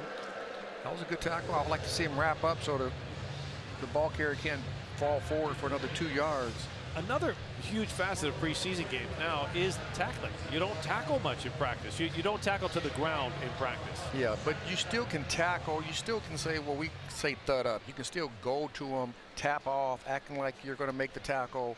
That has to be your mindset so you can get that full form of how you're going to make the tackle once the game starts. And does thud up come before or after dojo and PBU? Tanner McKee fires a strike. And that'll be right at the first down marker at the Ravens 42-yard line. Austin Watkins on the catch. It was Sanusi Kane and Kadar Holman who had the coverage. Holman, a former Houston Texan, who the Ravens acquired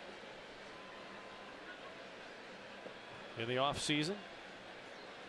Played in all 17 games for the Texans a year ago.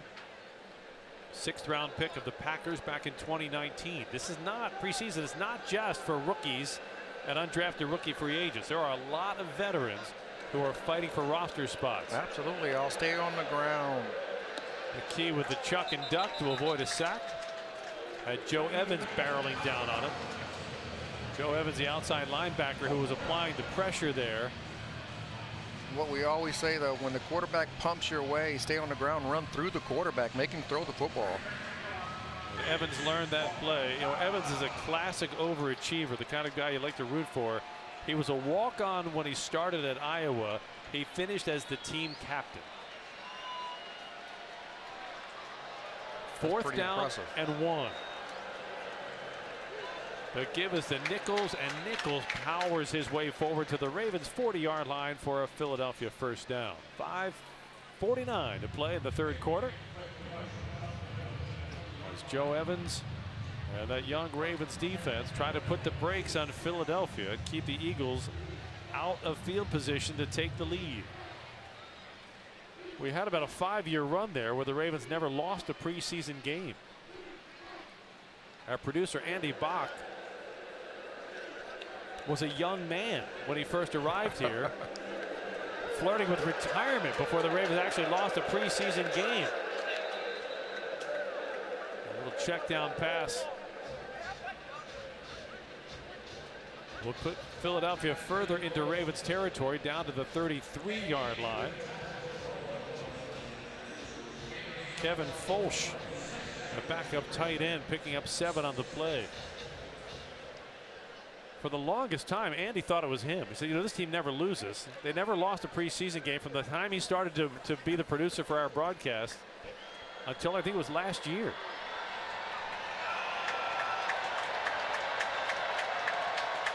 McKee on the play fake, being chased by Ravenel. His pass is incomplete. It'll set up a 3rd down. C.J. Ravenel is one of those stories that you just love in training camp. He's a rookie out of Missouri Western. He signed with the Ravens after a rookie minicamp tryout. I mean, that's as long as the long shots get. Yes. And all he's done is make plays from week 1 in training camp. He's that undrafted rookie free agent who the Ravens always seem to find every year, who just keeps making plays. And that's what you're looking for. You're looking for those guys who play all out all the time and finds a way to always be around the play. Puts Philly in a 3rd and 3 with 4.5 minutes to play in the 3rd quarter. Tanner McKee, the quarterback.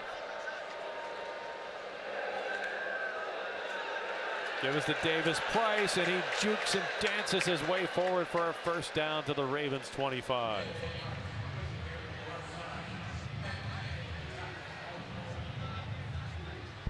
Yeah, having a lot of the backups in, and they have to find a way to dig down and make some plays.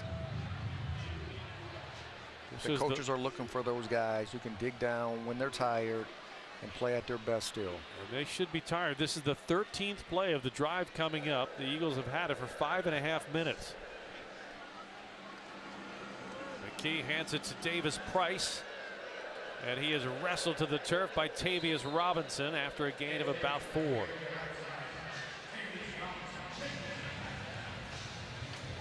Tavius Robinson seen a lot of snaps. 2nd-year edge rusher. Yeah, and he needs those reps still, because he got some last year. Yes, he's going to get a lot more this year. Talked about Brent Urban being a native of Canada. So is Tavius Robinson from Guelph, Ontario. Played 2 years of football at the University of Guelph. Guelph. McKee's pass to the end zone, batted down. Bump Cooper with a terrific play in the end zone. Great play. Seeing the ball all the way through, and at the last second reaching up and tipping that ball away. That is awesome. Great tight coverage. Bump Cooper, a rookie out of Oregon State. Those are the kind of plays that catch coaches' attention when they start watching the game tape. It is 3rd down and 6 for Philly at the Ravens 21. McKee's pass caught at the 10-yard line. Big hit from Sanusi Kane. No way. Kane is shaken up. Flags thrown on the play. That is not a bad hit. They're likely to call defenseless receiver, but he did not lead with his head or his face mask. I thought he left with his shoulder and shoulders, but he hurt himself. The officials are huddling. You have to hope the officials would pick the flag up on this. Clete Blakeman talking with his crew, but Sanusi Kane shaken up as he delivered that hit.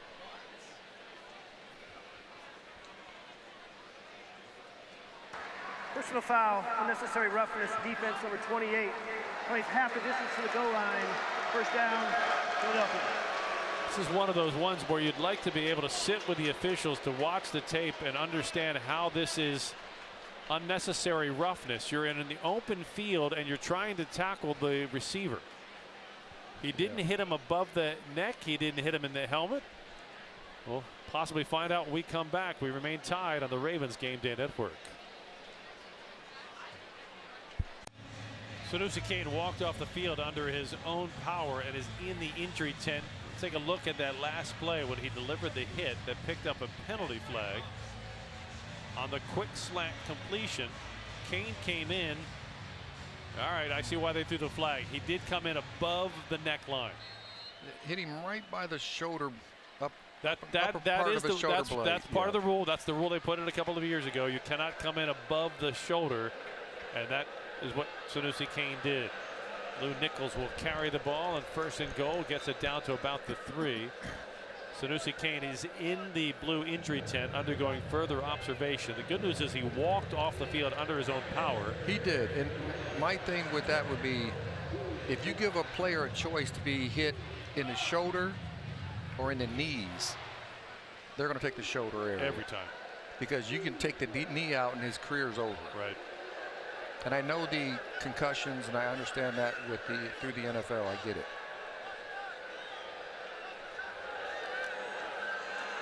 They give us the Nichols running between the hash marks, and he is in for a touchdown. So Philly finds the end zone for a second time tonight. And Braden Mann will try to see if he can't hit his first extra point of the night. Yeah, just the inside zone run. Backer has to be a little bit more patient.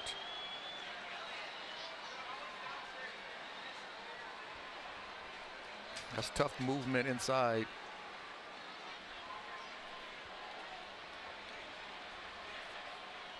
Braden Mann missed an extra point in the first half after the Eagles' first touchdown.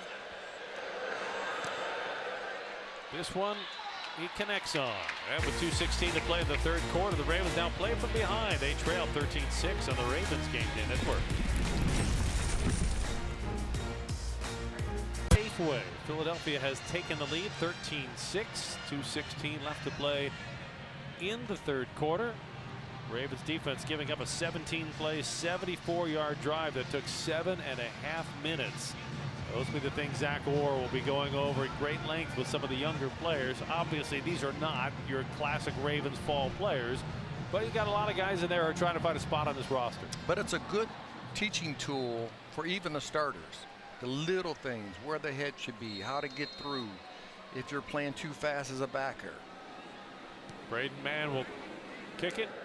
And this one will be taken in the landing zone at the 2, across the 20. Dayton Wade to the 27 and spun down hard there as we head down to the field. Evan Washburn standing by with Ravens Pro Bowl safety Kyle Hamilton. Well, Kyle, I want to talk to you about football, but I got to start. I saw you earlier. I didn't see that much bling. Yeah. Is this because when TV happens, you got to step it up? Yeah, see, this is Lamar's chain technically, but it's like a communal chain, so like whoever's on TV just gets to wear the chain. It's the Ravens chain, so appreciate Lamar for letting me wear it. So that would mean that the next time I do a Ravens game, do I get a chain, or is this specifically for players? You got to be on the other side of the mic. So if somebody interviews you, then you get the Ravens chain. And then you take it. Kyle, last year for you and for this defense in some ways was historic. I'm curious with the change. Obviously, Zach steps in. He's a part of this defense. He's part of this organization. What struck you in how you're trying to build it back up? Yeah, I think it's there's been a lot of talks about like how we're going to build it back up, stuff like that. But honestly, there's not a ton of change in my opinion. And I think we come back in the locker room this season, it's a lot of consistency and the same people that we've been working with. Obviously, we got some new faces that are going to help, but you know, having Zio at the helm definitely helps. And just consistency and playbook's pretty much the same for the most part. Obviously, he's going to put his own sauce on it, but we're just excited to get back to it. What does it mean to have not just a former player, but a former Raven calling this defense? Yeah, it's different. I mean, no disrespect to Mike, he did a great job. Obviously, you don't get a head coaching job in the league without doing a great job, and he laid the foundation. But just having somebody like Zio who's not too far off from playing and super relatable and can explain the game in a way that players get it, and especially for younger guys to come in with a defensive coordinator like him, it's a seamless process. For you personally, last year, for those of us on the outside, was a breakout. We knew you had the talent, but man, you put it on display. How did that impact your offseason and what you want to do this year? Yeah, I think it's just, in terms for me, myself, just consistency. I mean, I showed what I can do, but I feel like myself, just expectations. I know I can do a lot more, and a lot of stuff that I think I left out there last year. So just focusing on that stuff, just trying to get better at every area of my game, because I still feel like I got a long way to go. The last time you guys were on this field in a competitive environment, it obviously didn't go the way you wanted. You get that close to the goal. How did that resonate with you and this team, you think, in the offseason, and again, as you guys work to get back there? Yeah, it's hard. It's not an easy thing to go that far, that deep in the playoffs, have such a good year and not end with the goal that we wanted. But I think it goes to show like what we can do, and I think we're just scratching. A big-time play. We just missed it. Do we have the ball? Let's watch it on the replay together. Well, somebody in purple's got the ball. It is a fumble out of bounds, Evans. Fumble out of bounds. We didn't get it, but But no, yeah, I mean it stings, but I think it's gonna add that much more like fire under us just to come out, especially week 1, get that win, get that monkey off our back, and just head into the Super Bowl. Kyle, we appreciate it. The chain looks good. Maybe one day. Yeah, it's pretty heavy. Yeah, I gotta give this back to Elle. You keep playing the way you play, and you'll have a few of those. I hope so. I hope so. Appreciate you. Thank you, guys. That is quite the chain. Not to mention quite the player in Kyle Hamilton. It's a lot of bling bling. Nice punt coverage by a couple of young Ravens. Mike Riggerman, Bo Brady going all out, forcing the fumble, but it just skipped out of bounds. So Philadelphia will have it 1st and 10 at the Eagles' 29-yard line. The Eagles with a 17-play drive on their last possession. 41 seconds left, 3rd quarter. Head to the ground and spinning his way forward. After a gain of about 5 is Kendall Milton. 3rd quarter of tonight's broadcast brought to you by Safeway. 13-6, Philadelphia in front. Final minute of quarter number 3. And the coaches right now want to see somebody make a play. Come off. I know they know you're tired, but the guy that can disengage and play full speed to the ball for the next couple plays and get them off the field. Those are the things that are they're going to really show up on the film. Eagles wind down the clock, and that brings us to the end of the 3rd quarter. We head to the 4th in the preseason opener. Philadelphia 13, Ravens 6 on the Ravens Game Day Network. Philadelphia leads it as we head to the 4th quarter. Josh Johnson threw for 62 yards. Nate Wiggins, a tremendous first half, and then suffered a shoulder injury and has gone to the locker room and not returned. We're going to wait to hear from John Harbaugh after the game. That, to me, is the big question of this game so far. Trenton Simpson, nice job in the first half with 5 tackles for the new starting inside linebacker for the Ravens. But it is the outcome of the Nate Wiggins injury that we're all holding our breath for, wouldn't you say, Rod? It is. You don't want the young man who's just starting his career to come out with a major injury. So hopefully it's just precaution, and he'll be able to join him in another week. Philly looking at a 2nd down and 5 from their 34. Davis Price pushing the pile forward to the 40-yard line, and that is good for a Philadelphia 1st down.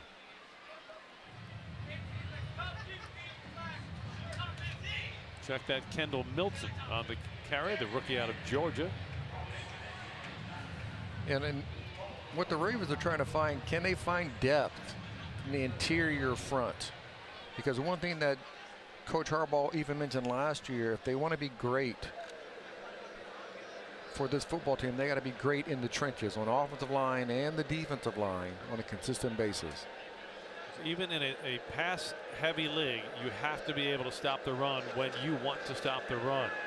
Tanner McKee under pressure, flag is down. McKee's pass short hops it incomplete, and this will likely be a hold on Philadelphia.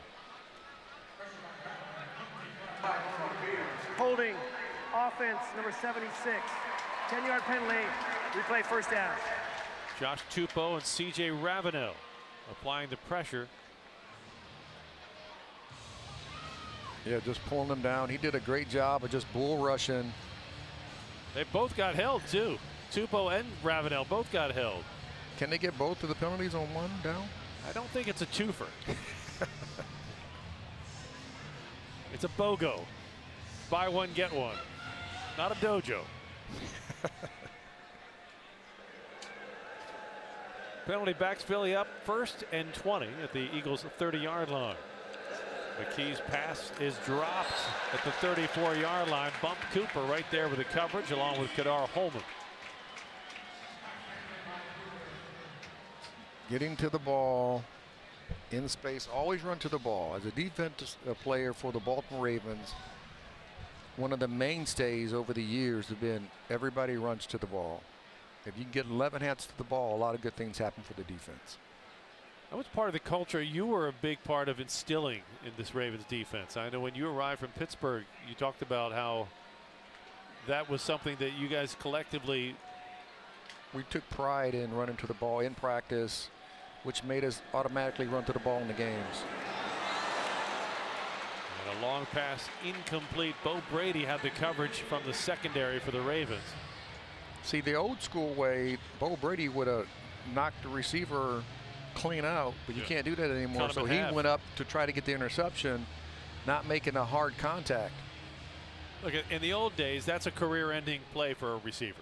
It is. You're going to get wrecked. But and now, that's why they made the rule change. Yes, they made the rule change. Now you can't hit where they're in the air like that because it's a defensive receiver. So they got to let them catch the ball, then come down, then try to disengage the ball in some form or fashion. On 3rd and long, McKee check down pass, sails incomplete. Bump Cooper again in the vicinity. So a couple of guys on that drive starting to show a little something, get their name out there. Bump Cooper, C.J. Ravenel, a couple of undrafted rookie free agents trying to do the things in a game that get you more reps in practice so you get more plays the next game. Absolutely. It's all process. Braden Mann will be punting after we sort out the whistles and the flags. Pepe Williams is deep for the Ravens. Offense number 35. 5-yard penalty, remains 4th down. Zach Orr always finding a teaching moment for young players like Trenton Simpson, who's obviously out of the game in the second half, but the game is just the best place to bring everything together so young players can start to really grasp the game. Williams fields it cleanly. He crosses the 30. Still on his feet. Wild twist and gets out to the 40-yard line. Ravens trail by 7, 13-6 on the Ravens Game Day Network.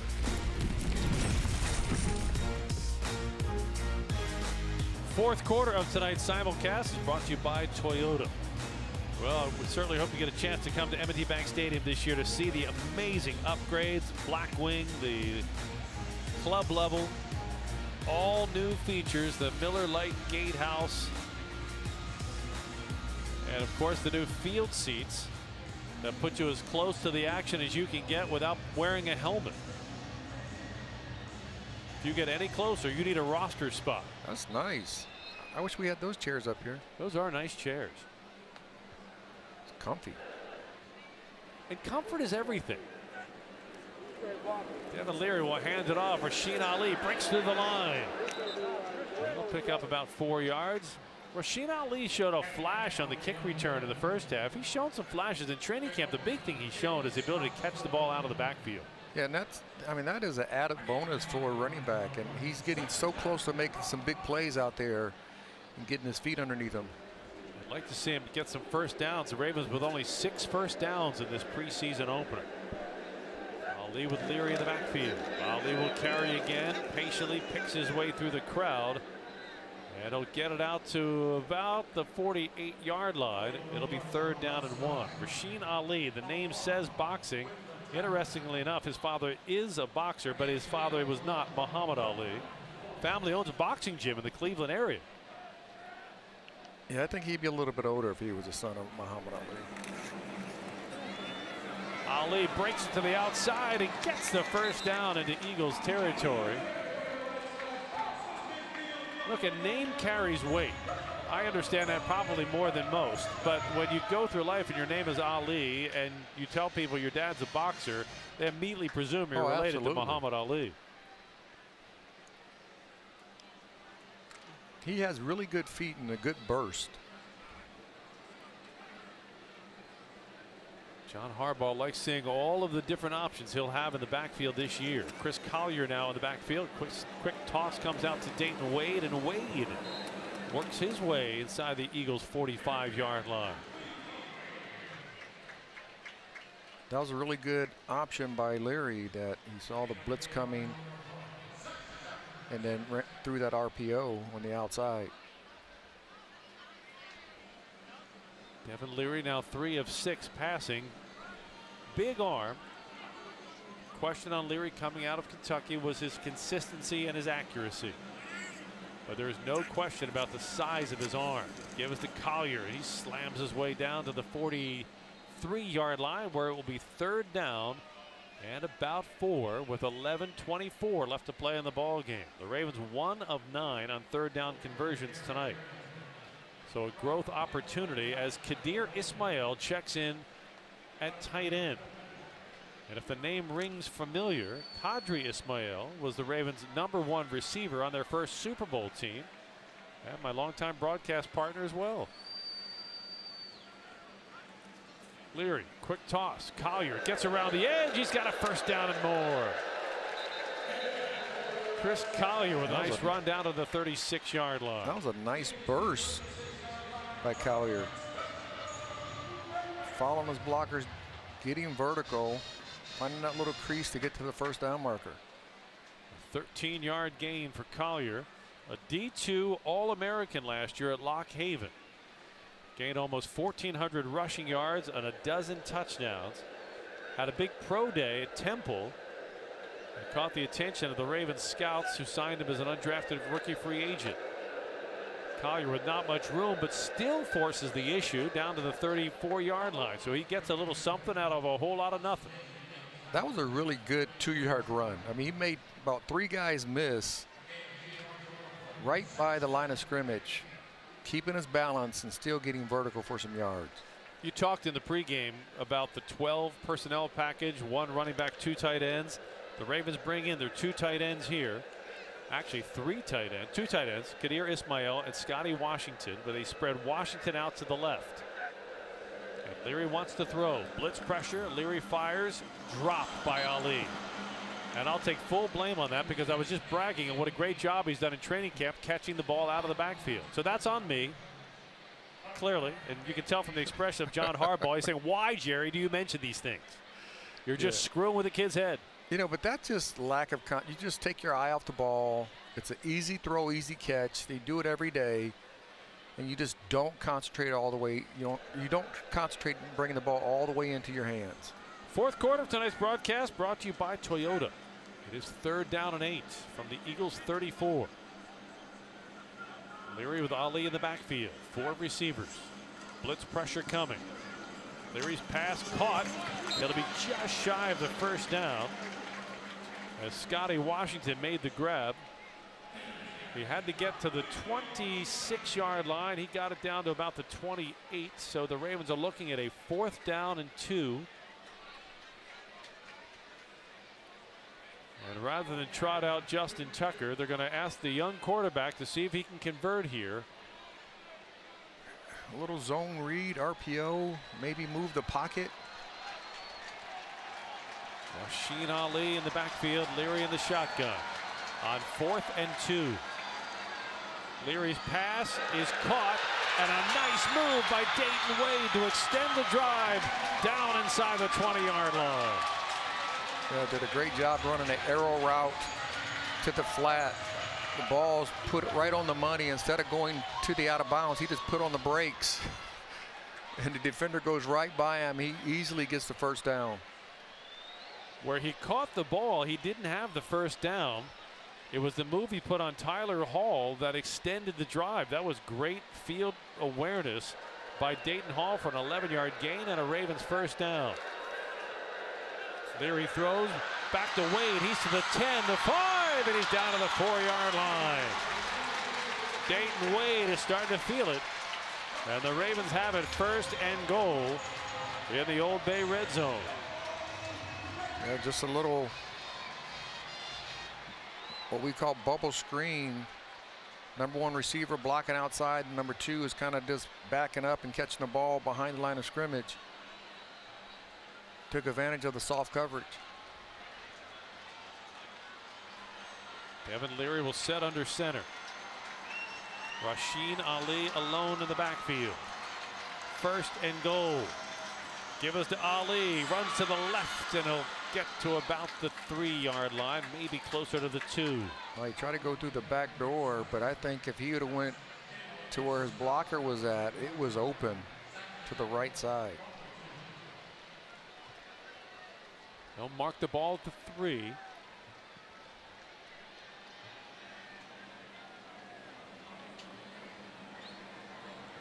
13-6. Philly by a touchdown because there is no overtime. If you get a touchdown here, you can kick the extra point and not have to worry about an extremely late night. Ali will carry, puts his helmet down. He's stacked up at the 1, pushes forward, and he's just shy of the goal line. It's 3rd and goal. Well, this is a great challenge by the offensive line. Can you move your opponent 2 feet to get a touchdown? They're running behind rookie center Nick Samick, 7th round draft pick out of Michigan State. And right guard is Sala. 3rd and inches. Ali straight ahead, hits the pile, pushes forward. No signal yet. The officials converge, and they'll say he did not get there yet. He keeps going back to the backside instead of the front side. Boy, in the regular season, I think he challenged that. John Harbaugh has the challenge flag in his hand. He's walking down the sideline. He's waiting to hear from the booth. Are they saying his knee is down? He's throwing the flag. Oh, his knee was down. He threw the challenge flag. Oh, I love how the coach just milked the drama on that one. I'm sure he was waiting to hear confirmation from the coach's booth. Yeah, it looked like his knee might have been down. It was a close call.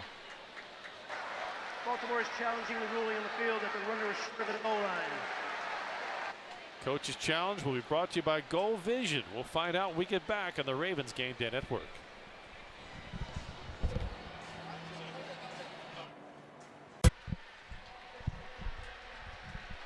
Rasheen Ali, upon review, they say his knee was down before the ball breaks the plane, so the Ravens are looking at a 4th and goal from the 1-inch line. Can we get a quarterback sneak? This will be the 14th play of the drive. Well, in the regular season, not a lot of mystery who's getting the ball here, right? I would think not. The King. Well, the King would have moved 94, 52. He would have been in from the 5.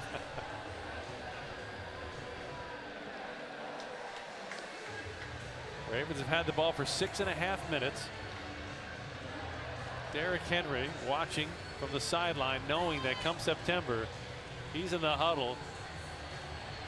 And there's no complicated play call from Todd Monken. It's not wing right, left, wide bananas. It's Derrick, right side. Quarterback sneak. He's in. Devin Leary in for the touchdown.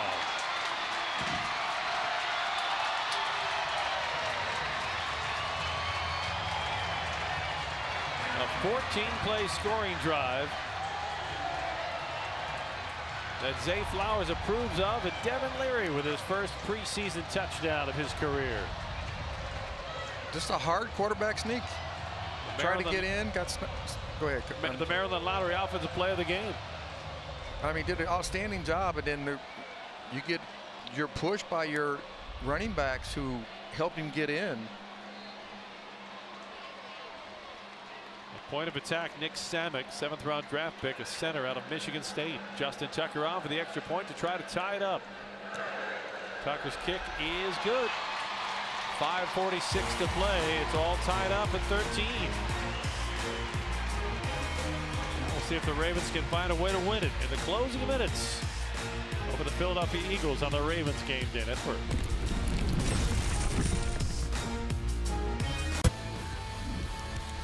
All tied at 13. Pepe Williams had the first sack of this game and delivered the defensive play of the game. A for each sack made by the Ravens during this season, Constellation, America's Energy Choice, will send one group of students to visit the Power Up exhibit at the Maryland Science Center. To learn more, visit BaltimoreRavens.com/sacks for science. From defense to offense, the Ravens with a 14-play scoring drive. The Dayforce scoring drive capped by the Devin Leary 1-yard touchdown quarterback sneak. And this season, for every Ravens touchdown, Baltimore area Toyota dealers donate $500 to Kennedy Krieger So that's another $500 for Kennedy Krieger from Toyota. Back to this new kickoff formation. Justin Tucker will kick it off. The objective is to get the ball down in between the goal line and the 20-yard line. Tucker achieves the objective. Fielded just shy of the 10. Across the 30 and out to the 33. It is a much more exciting play to have the kickoff back in football than just having touchback after touchback and take off for the refrigerator because you know that nothing's going to happen. And you keep watching, the edge players keep squeezing. So I'm thinking return coaches are going to say eventually, we're going to do like a return opposite of a kick. It will evolve. Tanner McKee continues at quarterback in a tie ball game. And he's going deep near sideline. Back shoulder incomplete. Good coverage on the play by Kadar Holman. Former Houston Texan trying to find a spot in this secondary. Not an easy job because this secondary is stacked. It is stacked. He has some playing experience, which is good for him. But getting out there and making a name for yourself in a Baltimore uniform is really what the coaches are looking for. And even though you've been wearing that uniform all through training camp, to be able to line up against other players than just the same teammates day after day is a nice change of pace. Tyron Davis-Price sweeping for a first down to the 44-yard line. Let's head down to the field. Evan Washburn standing by with the king himself, Derrick Henry. Yeah, here with royalty. Derrick, let me be another person to welcome you to Baltimore. It is unique to see you in purple and black after 8 years in Tennessee. What's this transition been like for you? It's been fun. I've been enjoying the whole process, enjoying a new beginning, a new era, embracing it. Just been working hard with my teammates, with this team, building on something special, and just continue to try to get better every day. You had the opportunity, I'm sure, to play in a number of places. What attracted you to Baltimore? I think it's the style of play. The culture that they have here, playing like a Raven, being here now, I see, the meaning behind that and, what it means to this organization. So I think it was all in works. It finally came to fruition this offseason, and I'm glad to be a Raven for sure. What should we expect with this offense? Because a lot comes back, but then a big piece of it, and you now is integrated into it. What has been some of the things that have struck you early in camp that you think you guys are capable of? Yeah, I'm not really a prediction guy as far as what to expect, but I think it's, it's all about the work you put in together as a unit at each position, and continue to get better every day, continue to work on the little details, the small things, hold each other accountable, and then when that time comes, let it all come together and showcase our talents the way we've been working through the training camp. You faced Lamar on a number of occasions. What's been different now having him as a teammate? Yeah, just see the way he works, his leadership, where he approaches each and every day. He comes to work. He loves football. He's a great teammate. He's a great leader. When he's in there, he just making plays. Whether he's running, he can throw it. His throwing is off the charts. Some of the throws he makes through the training camp, I'm just like, dang, he's the real deal. We were fortunate enough, because she let us, get a look into your off-season workout and the work you do to build yourself up. Give us a sense of mentality required to play the way you play and to build your body up. Yeah, I think hard work, as long as you work hard, I feel like it'll always pay off. And that's what I pride myself on doing each and every offseason, each and every day, just trying to get better, trying to find a way to get better. And being at the gym, my trainer helps me, Mel helps me. And I'm glad they were able to come out to see the work I put in every day. But yeah, just elevate my game each and every year. And in any way I can, just trying to ways to get better, strengthen my body, just so I'm ready for Sundays. And lastly, and playing off of that, Derrick, how have you, over the course of your career, now going into year 9, been able to basically ditch any narrative about running backs losing steam? Yeah, I don't think I'm really focused on, as far as the running back narrative. I'm excited to be a part of this team, and excited for a new opportunity, a new journey, and being with my teammates and going out there and playing with them. I'm just excited, man. This it's a fun time for me, and I can't wait to see it all unveiled. Oh, I lied. One last one. Best part of Baltimore off the field that you've enjoyed with you and your family as you've gotten to know this city? The food. The food is the real deal. I haven't had a bad meal here yet, so.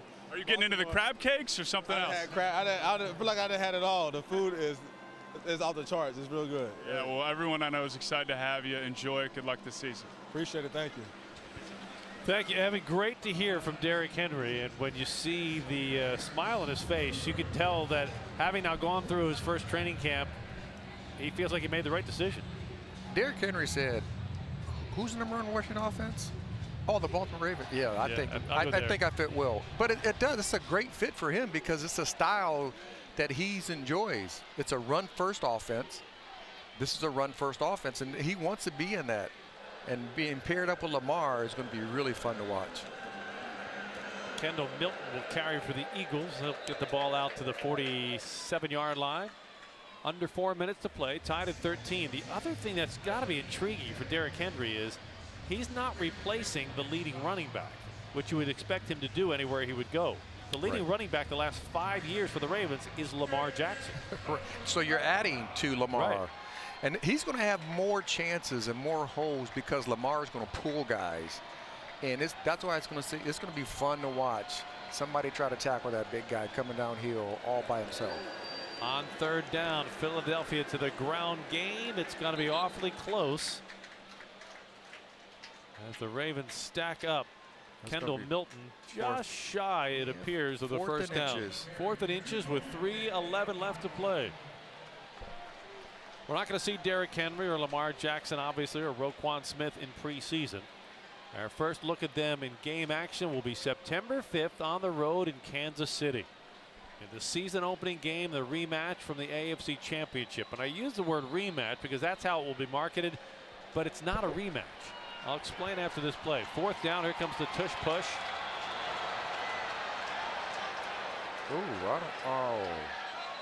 Awfully close. The ref on the far side came and looked like he gave him a first down, but the other ref did not. It'd be interesting to see where they mark it. The line judge on our sideline looked like he's short. Oh, the other guy marked it. This is going to be. They're actually going to have to measure this. Clete Blakeman will call out the sticks. Now, this is one of those things. As you look at the replay, think about this. We have the technology to put a GPS tracker on Mars, but we still use a bunch of older guys on the sideline with sticks to measure whether a ball carrier got a first down or not. Nothing against the older guys with sticks, but in an age of wild high-tech data metrics, they stretch out the sticks. Is it short? No, he made it. He got it by half a football. It just seems absurd that in a game where they have GPS trackers on players' shoulder pads, they have 19 different levels of algorithms to measure everything in the NFL.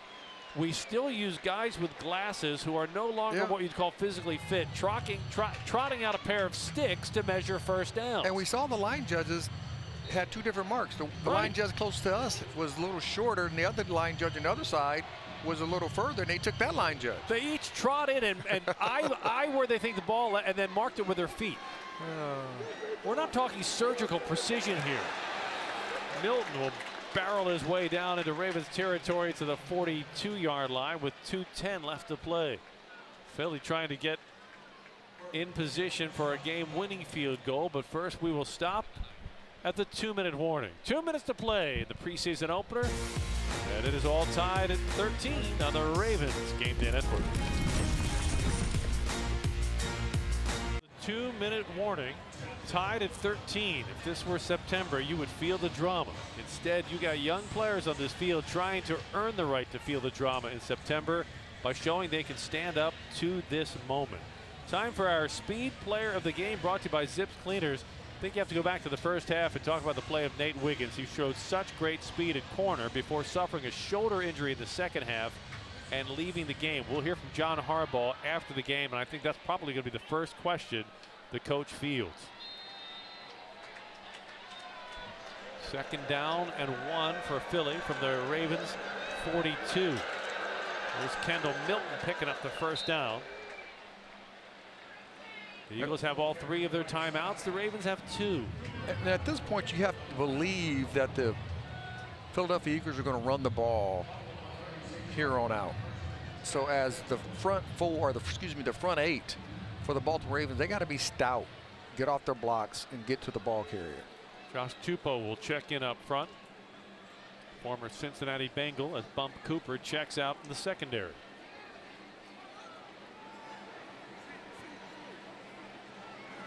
Tanner McKee in the shotgun. He'll give it to Milton, tries to bend to the outside, and he's cut off his feet. Bo Braid with a terrific tackle. That was a real good tackle. If he didn't make that tackle, that was a touchdown. Ball got outside, but he scraped fast enough to get out there to make that play in space. Ravens will use a timeout that leaves them with 1. Stopping the clock at 1:15, 2nd and 11.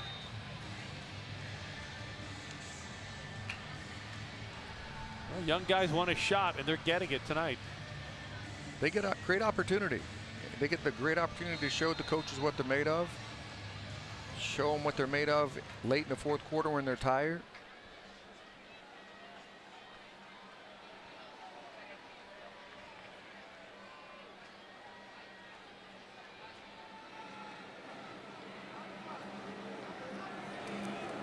Tanner McKee hands it off. Milton sweeping, cuts it along the numbers, and he won't get far. Stacked up at the 35-yard line.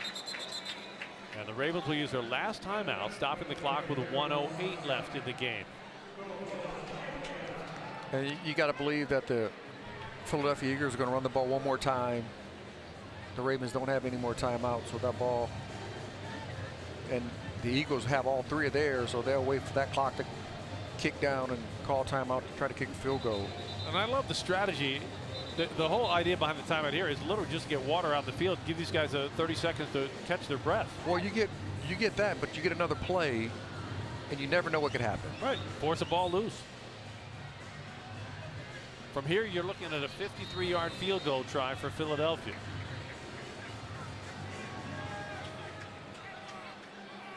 So will Tanner McKee try to throw the ball here on 3rd and 9? The answer is no. Milton straight ahead on the dive, and he'll get it down to the 32-yard line. So now you're looking at about a 50-yard try. They'll let 33 seconds click, turn off the clock, and then they'll call timeout. Jake Elliott will come in, the 8th-year kicker out of Memphis. Or maybe they'll kick it before the clock runs down. They have plenty of time. 15 on the play clock. 35 on the game clock. A 50-yard try for the lead. Last year, Jake Elliott was 7 of 8 from 50 and beyond. They're going to wait. They'll wait. Call timeout. Jake Elliott will head to the sideline and take a couple of swings at the ball into the net. Hey, somebody tell Todd to have 2 16-second plays.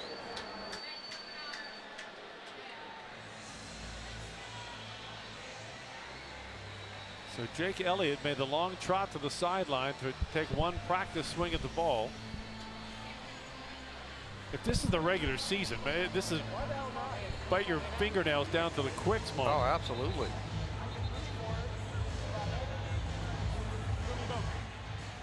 Chris Horton's special teams unit is going to be looking to make a play here. So much focus on the kickoff, but you've got all of the other aspects in play as well, including kick block. A 50-yard try with a tie ball game, 21 seconds left. Jake Elliott from 50. Kick on the way. It has the distance. It is off the upright and no good. No good. And with 16 seconds left in the game, this crowd is delighted. That's also the way to freeze the kicker. So Zach Orr's defense and Chris Horton's special teams get a stop. And the wind just started blowing as he kicked the ball. And keep in mind, Philly missed an extra point in the first half after their first touchdown. So Jake Elliott with 4 missed points. And the Ravens will have 16 seconds left. Emory Jones now with the quarterback. And the rookie from Cincinnati looking for a miracle play. He won't find it there as he is sacked. The ball comes loose. They got it. And Philadelphia recovers in field goal range.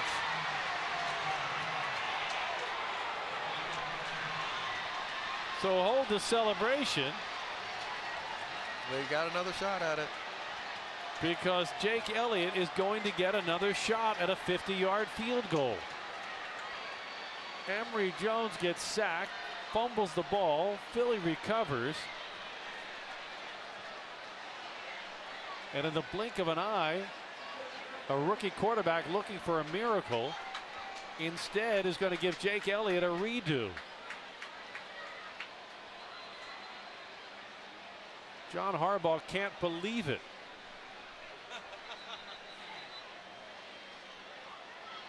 And instead of Jake Elliott, this is getting wilder by the minute. They're sending Tanner McKee and the offense back in the field for Philadelphia. They're going to take some shots at the, or maybe they want to get another 10 yards down the field before they call timeout. They've got 2 timeouts, but they're going into victory formation. Victory. So Nick Sirianni just playing the role of sportsman. Or is he trying to center the ball he's going to call to the timeout. last second? Now he takes a timeout. Now they're going to kick the field goal. I mean, Tanner McKee may have gotten 6 inches on the play. They're coming back in with the kicking team. And here comes Jake Elliott for what will be a 49-yard kick. Maybe he just wanted to get out of his head at 50 yards and put him at 49. Either way, Jake Elliott gets a redo. Can you miss 2 in a row? Oh, you can. You better not if you want to be a kicker in this league. We said last year he was 30 of 32 on the season, 7 of 8 from 50 and beyond. This is a 49-yard kick. He was a perfect 7 for 7 last year from 49. Jake Elliott from 49 for the win.